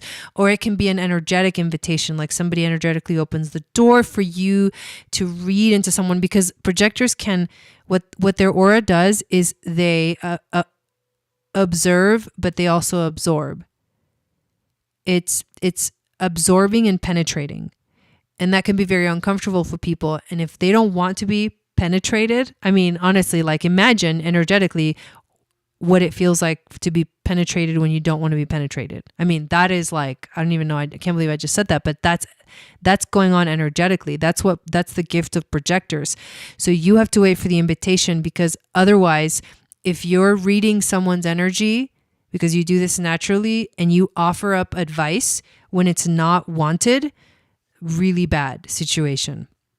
So your strategy is to wait to be invited to give advice, to give guidance.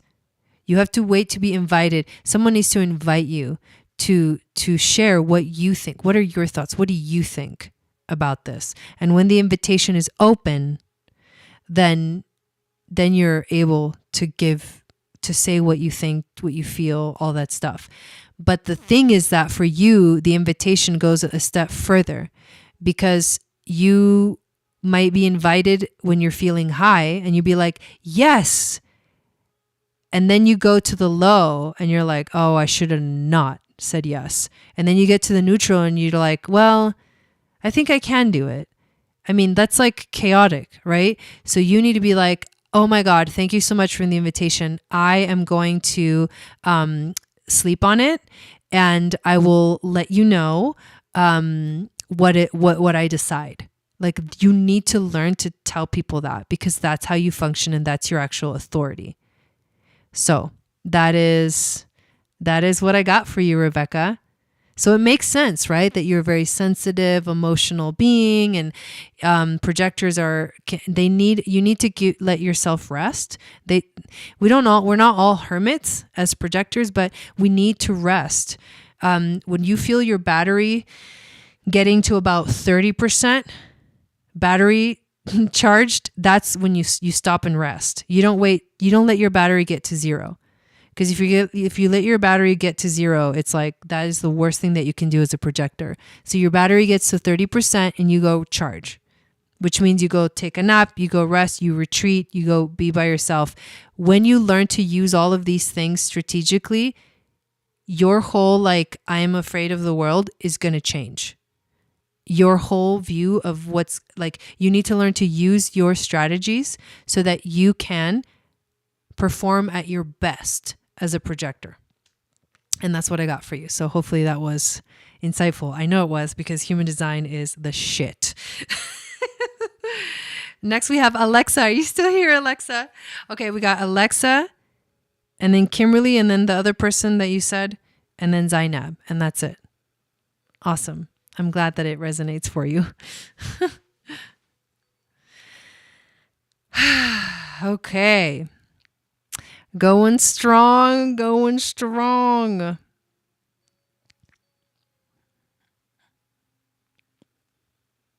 I love human design. I'm about to sign up for an epic human design training, even though I've learned, I did this online course already, but I want more. I can't have enough. And so I'm getting ready. Like next week, I'm going to be signing up for a human design, like legit human design training. And oh my God, I can't wait. Literally can't wait. Tarot reading.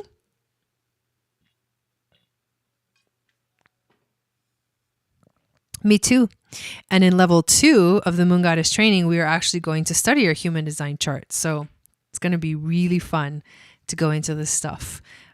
Because it'll help you understand yourself, and then it'll help you understand others. And in level 2, we focus a lot on relationships and healing karma. So this is very exciting. So down the rabbit hole when I listen to Jai. Okay, so near future, please. Does that mean you want a tarot reading, Alexa? There's kind of a big delay, so we're just going to go with it. We've got Alexa and then Kimberly. Okay. And then the other reading that Kimberly paid for, and then Zainab. And that's it.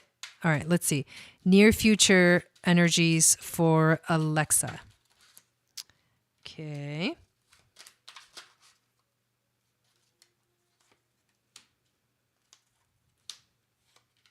Okay.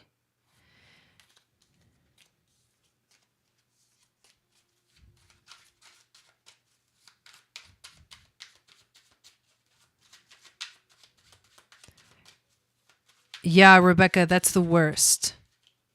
Everything will go wrong if you give uninvited. Whoa, we're getting similar cards to one of the last readings, and I'm shuffling really good, so this is interesting.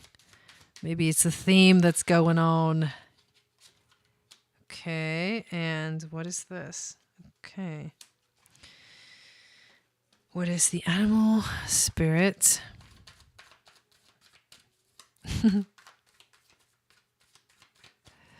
Okay.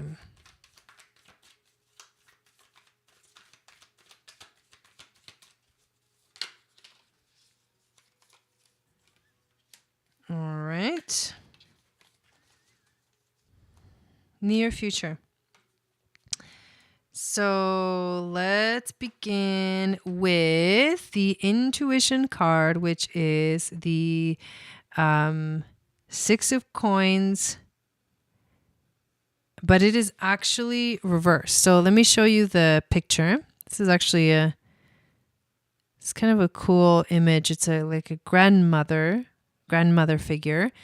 There's a little, I don't know if that's it looks like a white wolf or something like that, or a white dog. And it's the Six of Pentacles. So what is the Six of Pentacles? The story is the woman who was kind to insects. I'm sure that has like way deeper meaning for you. I could just feel it. It's an Inuit fable from Alaska. The Six of Coins represents kindness and generosity to those less fortunate. I forgot to mention that this come out reversed. The old woman from this Inuit tale understands the need to put positivity into the world in order to receive it back. The pay it forward methodology of karma.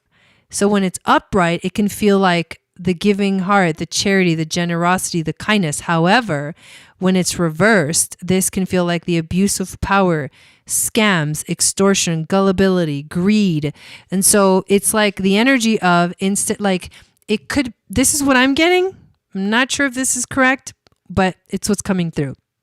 So it's kind of like I'm giving so much, but it's being abused.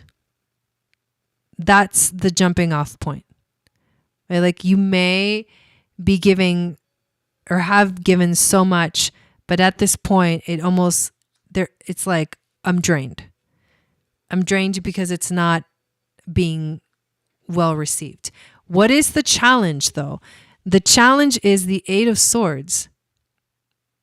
And so the story of, the message of the Eight of Swords is there is something that you feel trapped in some way in life. There's some kind of like, something veil, because the Eight of Swords is like the blindfolded woman that's like tied. She's got her hands tied behind her back, but no one is like holding her back. Like the story is that she's holding herself back. And so that's the challenge, is to recognize in which places are you holding yourself back or trapping yourself through the mind, because it's swords energy, which is the mind. It's your thoughts are trapping you in some way. Why are the thoughts trapping you? You also get the Magician. And the Magician is also reversed. So this is the story of the fairy godmother who is able to give and create and manifest anything in life. But it's up to you to like use, you're the protagonist, right? You're the one that is able to make it happen. Like to move it forward. But somehow upside down, it means there could be a block to your creative energy. You're feeling this sort of block to the creative energy. You do get the wisdom from the ancestors is the Six of Cups reversed and then the Sun. So I feel like this is a good energy, because the Six of Cups reversed is you're looking forward now. Your spirit guides are saying you need to look forward. You asked like near future energies, right? Which is interesting, because the Six of Cups speaks of when it's upright, you're focusing so much on the past. You're nostalgic, like, oh, things were so much better in the past, but are you really getting anything from life if you're focusing so much on the past? So this is saying that you are ready to look to the future. You are ready to move forward in your life, towards joy, towards happiness. The Sun card, the Ra, right? The God Ra, which is like the brightness. So this is Leo energy too, because the Sun, and we're about to move into Leo season. What do you have that's in Leo in your chart? That's where I would kind of focus, because that's the near future, is the Sun moving into the sign of Leo on the 22nd, which activates the power of the Sun, right? The ability for us to shine bright. So your spirit guides are saying, gotta look forward towards the future that is going to bring you joy. Gotta look towards the things that are going to bring you joy. Haven't been focusing on me. Yeah, exactly. And then the wisdom that comes through for you is very interesting. It actually comes in the form of the scorpion. And the scorpion, in general, scorpions. So here's what happens with scorpion energy. Scorpions are fine if they're not being bothered. Scorpions are, okay, Moon and Leo, there you go. Love, your emotions. Scorpions are fine if they're not being bothered. It's only when they're being threatened that they sting, because they have to like protect themselves. The scorpion energy also, though, is very much like Pluto. It's very much like, so where's Pluto in your chart? Where's Capricorn in your chart? It's very much the underworld. It's the tower. It's what's underneath. Scorpions hide under rocks, right? Like the subconscious, the energies that are lurking underneath in the shadows is the energy of the scorpion. But also the scorpion can be passionate. It can be competitive, and it tends towards isolation. The scorpion is a passionate and determined creature. Their career is very important to them, as are a few select friends. Sometimes the scorpion's heat festers, and they focus on an unresolved event from the past, usually a situation where they were left feeling burned. The scorpion card says it's time to come clean about your feelings so everyone can heal and you can get back to your usual fiery but fun self. If you are in balance, you feel wild and free and fierce with this energy. But if you're out of balance, there will be jealousy, resentment, unresolved issues. To bring to balance, honesty and forgiveness.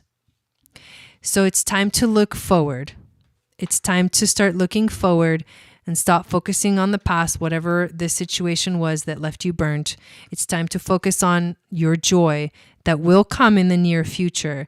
But there's some work that needs to happen, and it is, how do I let go of the limiting thoughts, the things that hold me back, that make me feel like this is happening to me instead of for me, right? Radical responsibility for everything will lead you to you taking your power back and finding your joy and finally being able to focus on the future. And that's what I got for you. So thank you. And I hope that that resonated for you. And next we have Kimberly.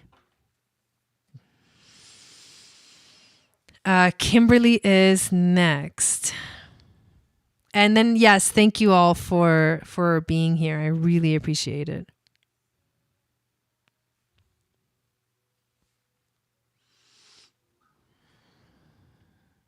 So we just got 3 more readings, and then we will be done for the night.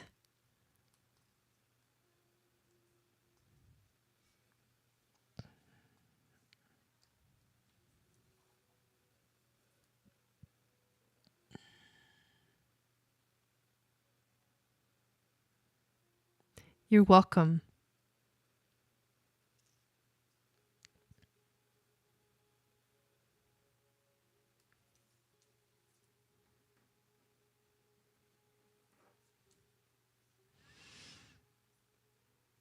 Okay, but now I want human design.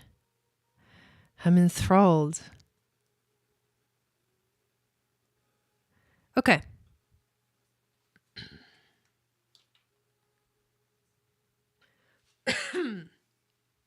Let's pull up your chart.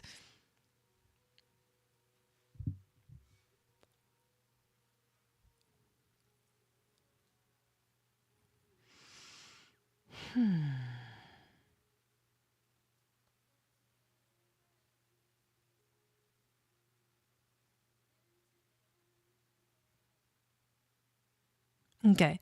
The year is 1970.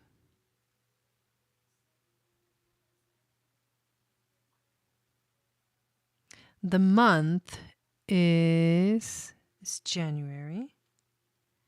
The day is the 1st. So January 1st, 1970 at 12:35 p.m. So let's do p.m. Let's do 12, and then let's do 35. And the location is, love that, Maria, West Seattle. Is that its own separate city, West Seattle?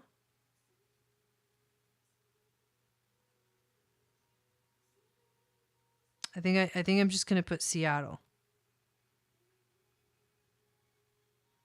Yeah, just gonna put Seattle. Okay, January 1st, 1970, 12:35 p.m. West Seattle. Okay, let's take a look at what we got.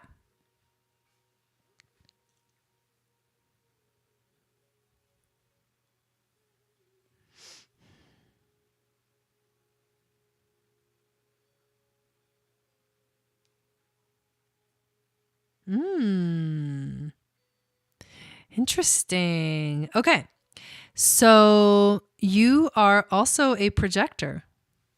You must have felt that the last reading was like speaking to you because I was talking about the projector. So a lot of what I said is going to apply here as well. So a projector is someone who is a seer, like who is here to guide others, specifically the generators and the manifesting generators, because of the way that they see the world, because of the way that they connect and are able to understand things at from a higher perspective. That's a gift. However, of course, where Rebecca was talking about uninvited opinions, giving unsolicited advice, that is the worst thing that you can do. What the other worst thing that you can do is try to get someone to do something for you, or to try to have someone to force someone to invite you to something or to try to make something happen. The problem with what happens with projectors is that, like I said, they try to live life like in the fast lane, they try to make things happen. They try to work really hard, and it always backfires because that's not their design. They are non-energy beings, which means that they need to take a lot of time to rest and recover their energy so that they can have all of the energy that they need to do what they came here to do.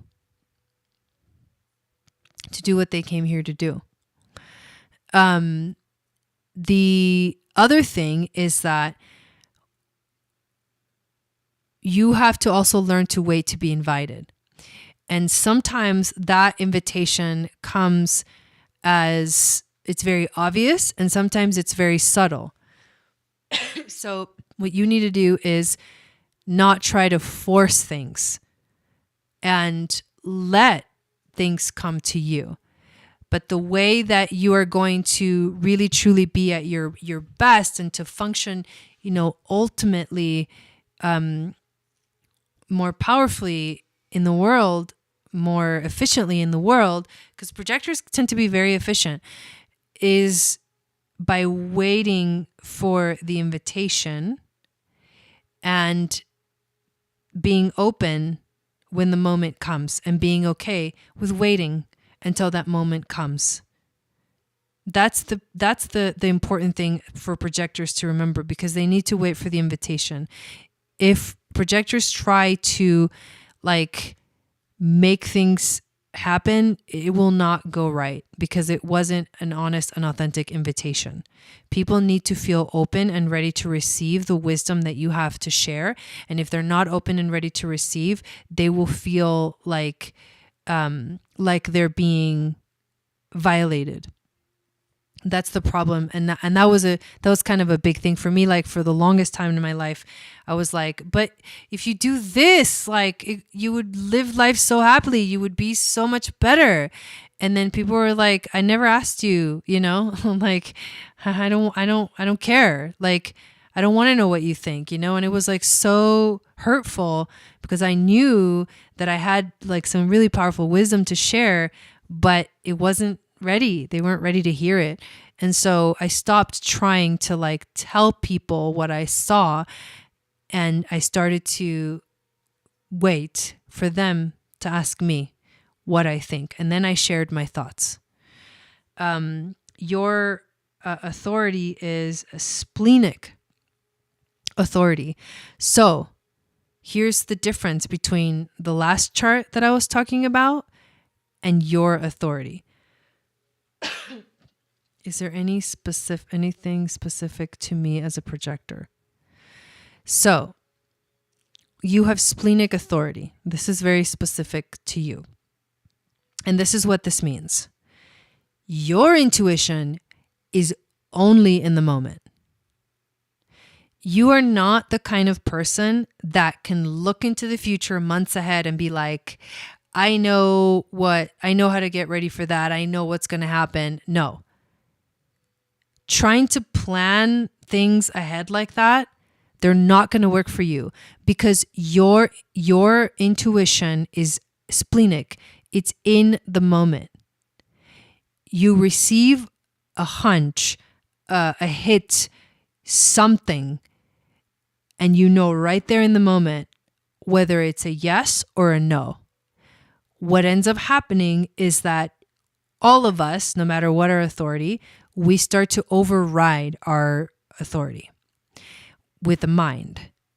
We doubt that that in the moment, boom, there will be no doubt in that instinctual moment of what you need to do, of what is safe and what isn't safe.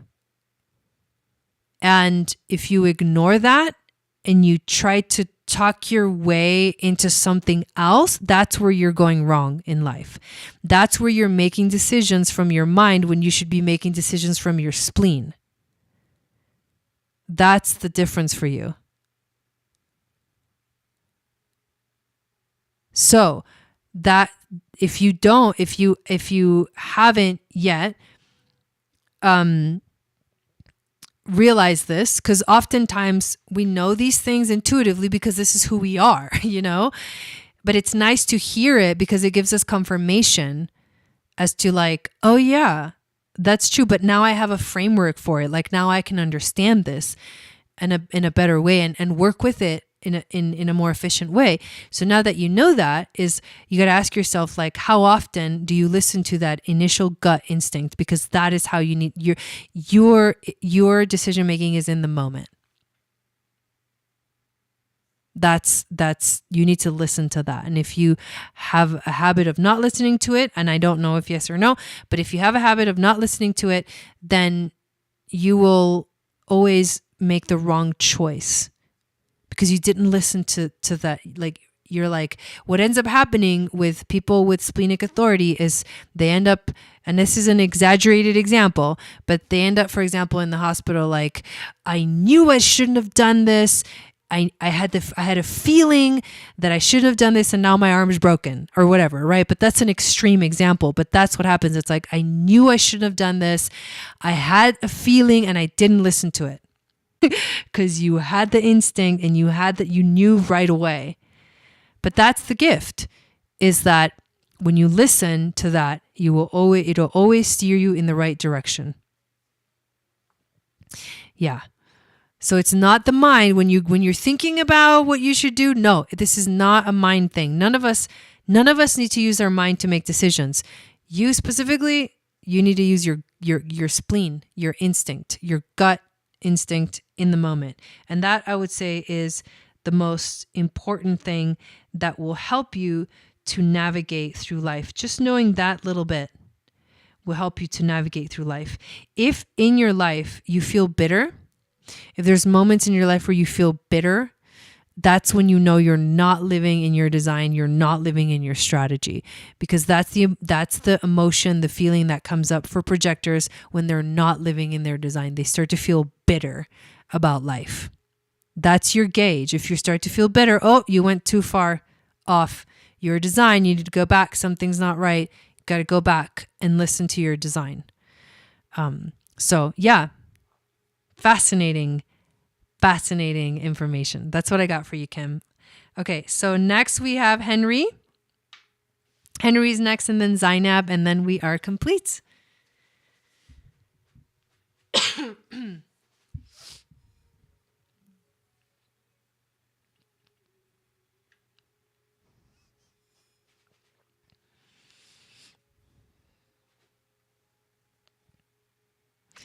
You're welcome.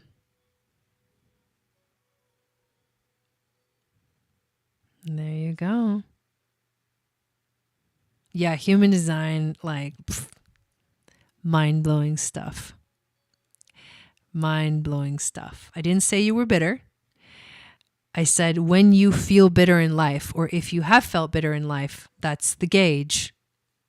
Went too far off the design, got to get back to your center. You're welcome.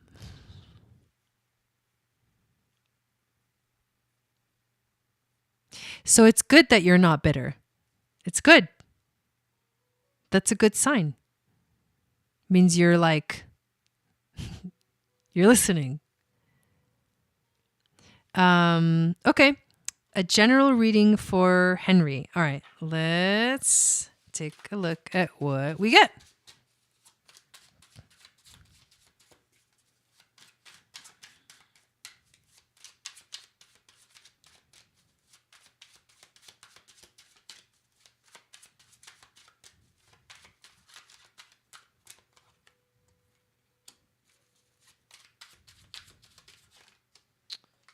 Okay. What is the overall theme?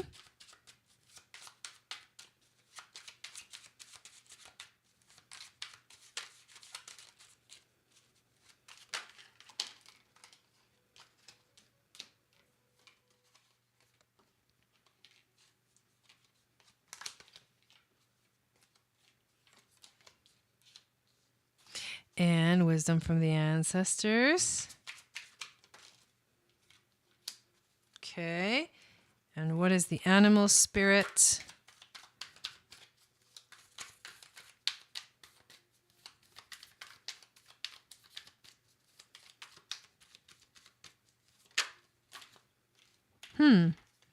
Interesting cards.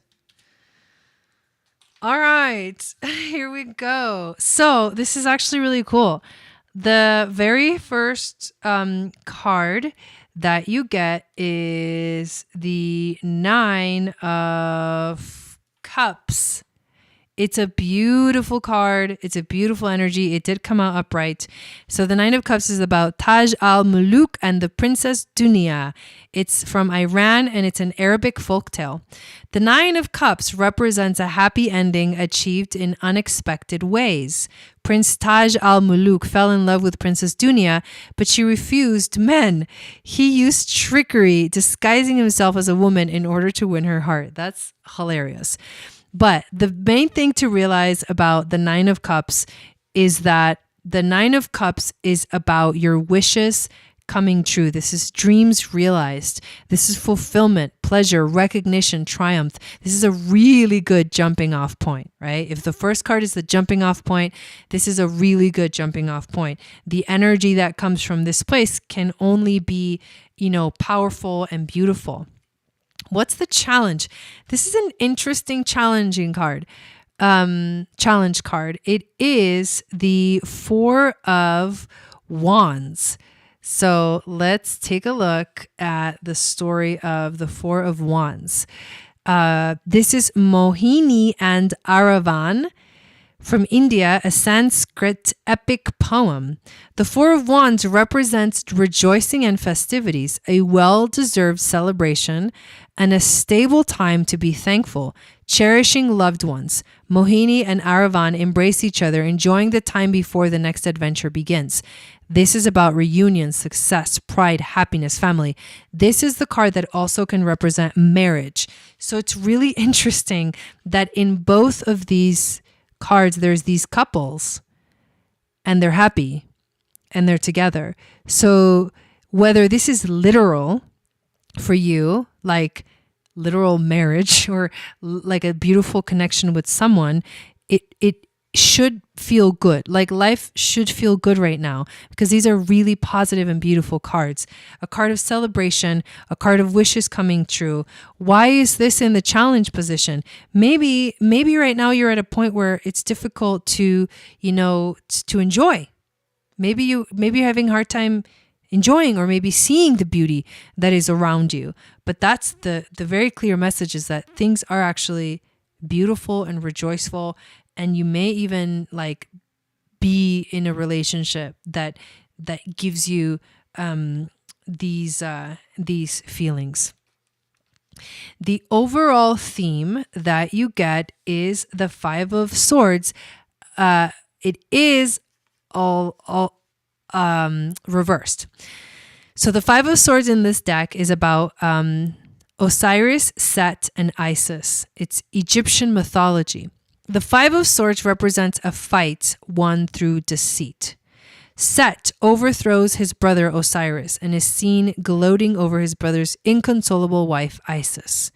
While Set represents a tyrant of a victor, Isis is a defeated combatant who will eventually bring about Set's defeat. However, when this card is reversed, it can mean that instead of betrayal, violence, bullying, fighting, all that stuff, it actually means the resolution of something. It can mean compromise. It can also mean sacrifice, but it brings peace and justice. So there's a resolution. Something is being resolved in your life. And it may come with a little bit of a sacrifice, but it is bringing peace and justice into your life. Now, the wisdom from the ancestors is a major arcana. It is the card of the Emperor, but it is reversed. So this is what it looks like upright. These cards are so beautiful. That's why I like showing them. Very beautiful, vibrant energy. The Emperor, King Arthur, Celtic legend from Britain. The Emperor is the ideal father figure, a warrior and a conqueror. King Arthur rules over his kingdom and his sometimes unruly knights with a just and firm hand.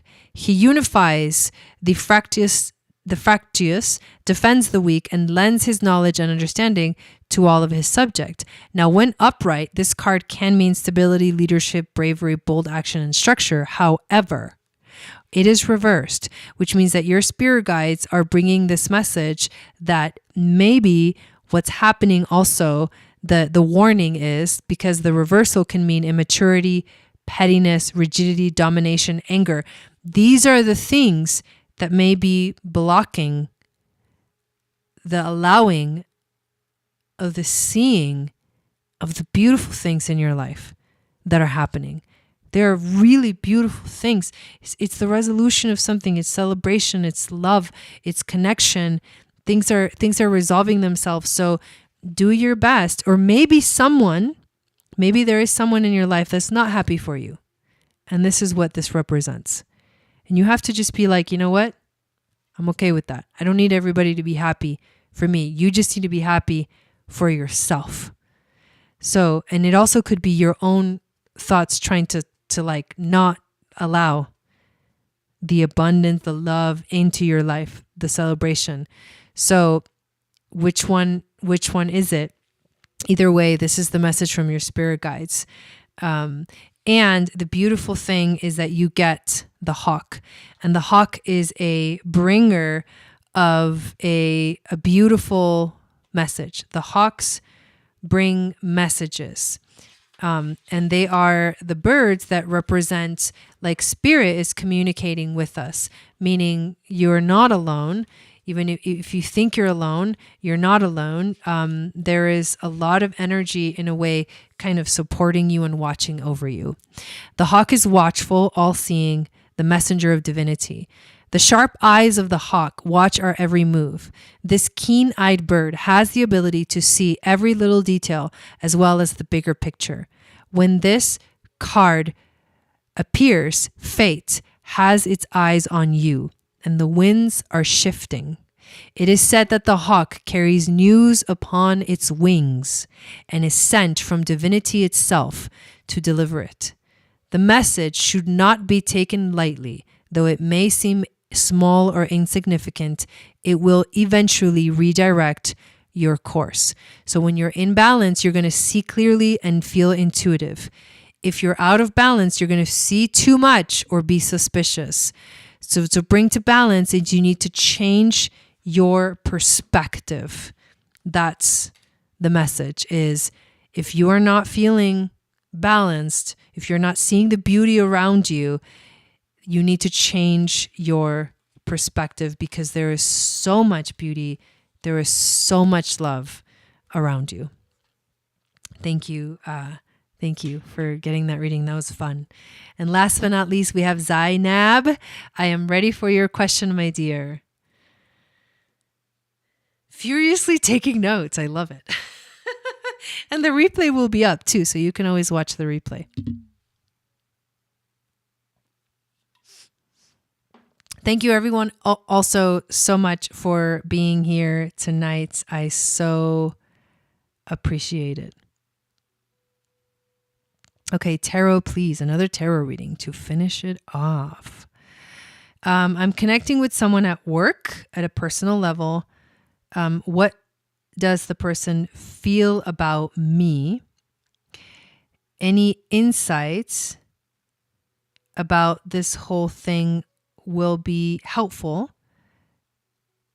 Interestingly, he's much older than me. Okay, let's see what comes through.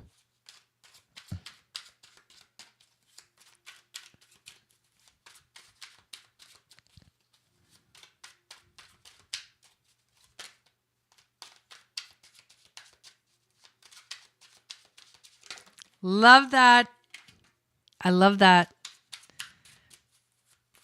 I love that you loved it, Henry.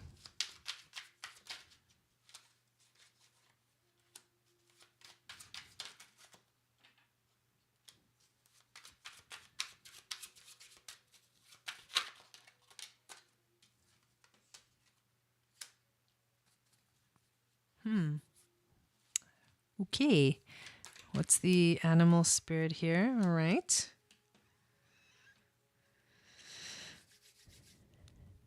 Oh, I love that, Maria. That's so sweet. Yeah, we had like the internet went in and out, but I'm glad we're good. We're doing good.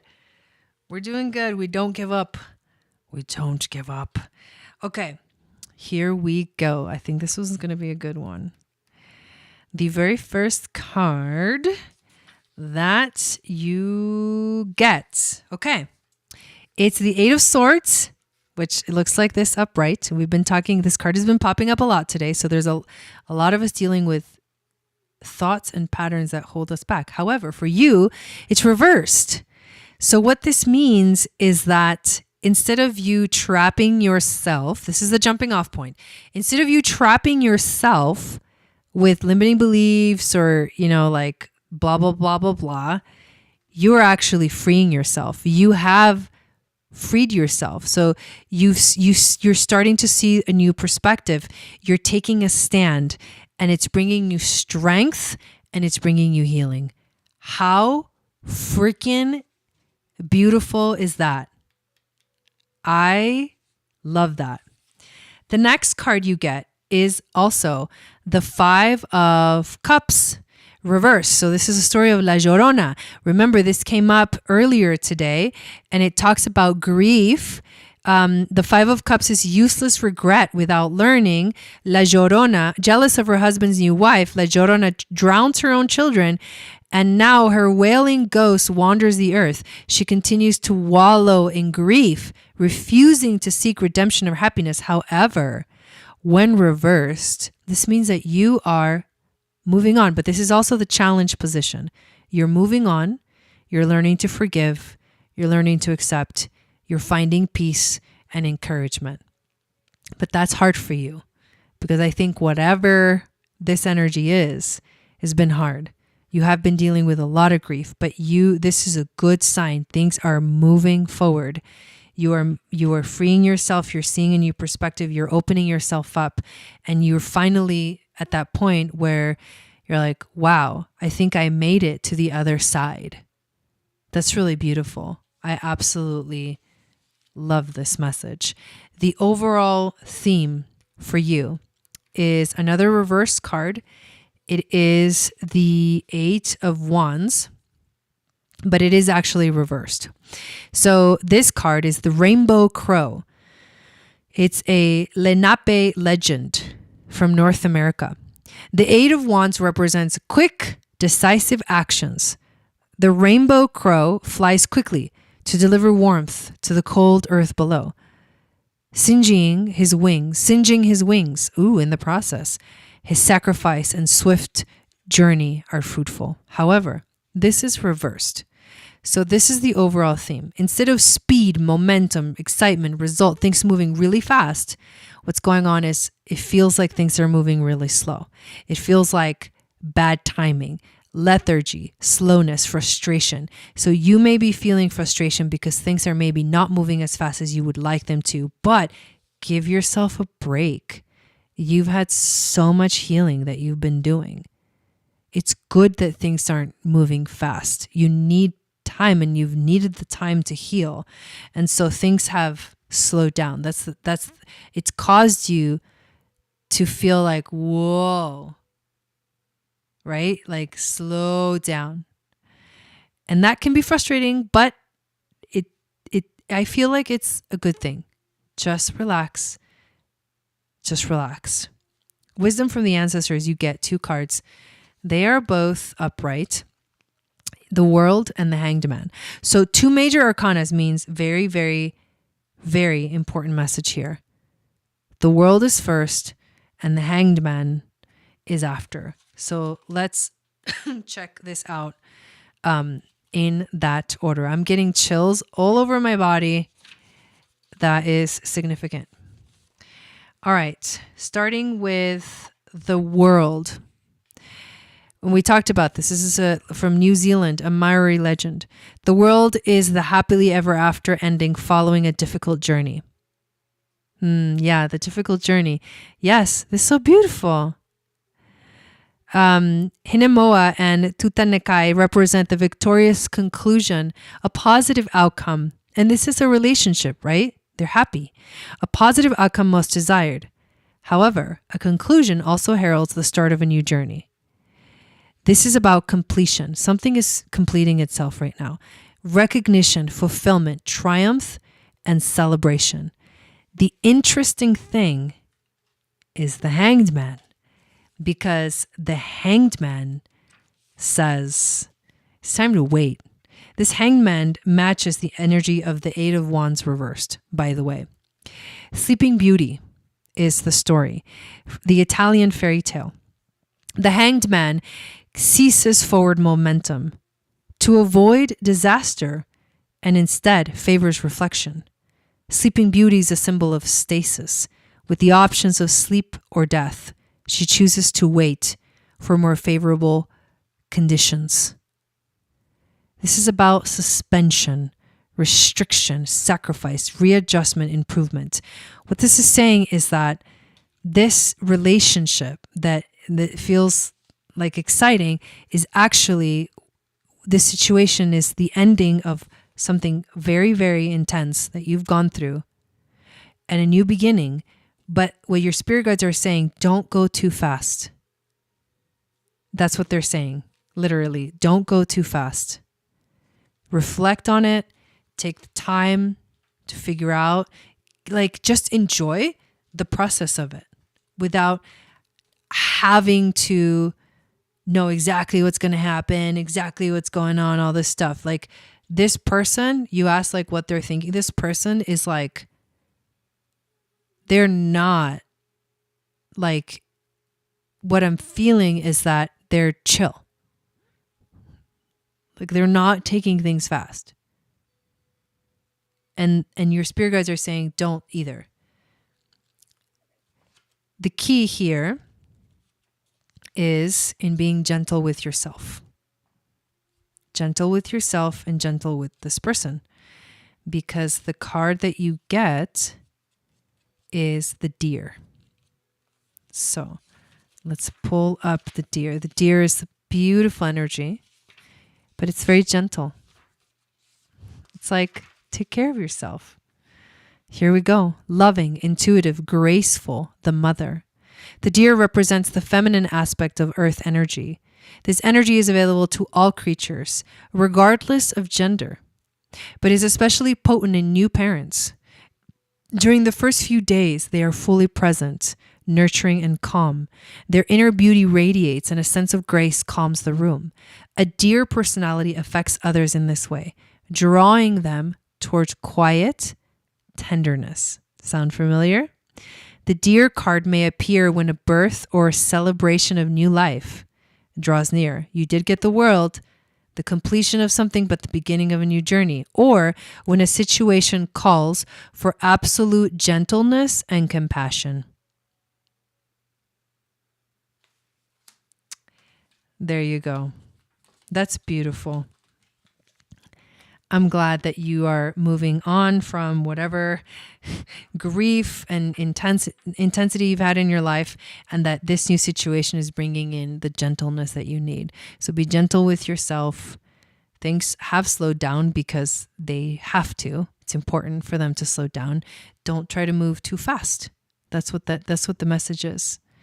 And this can be a very beautiful connection, but it will require you to take your time to make sure it's the right thing for you.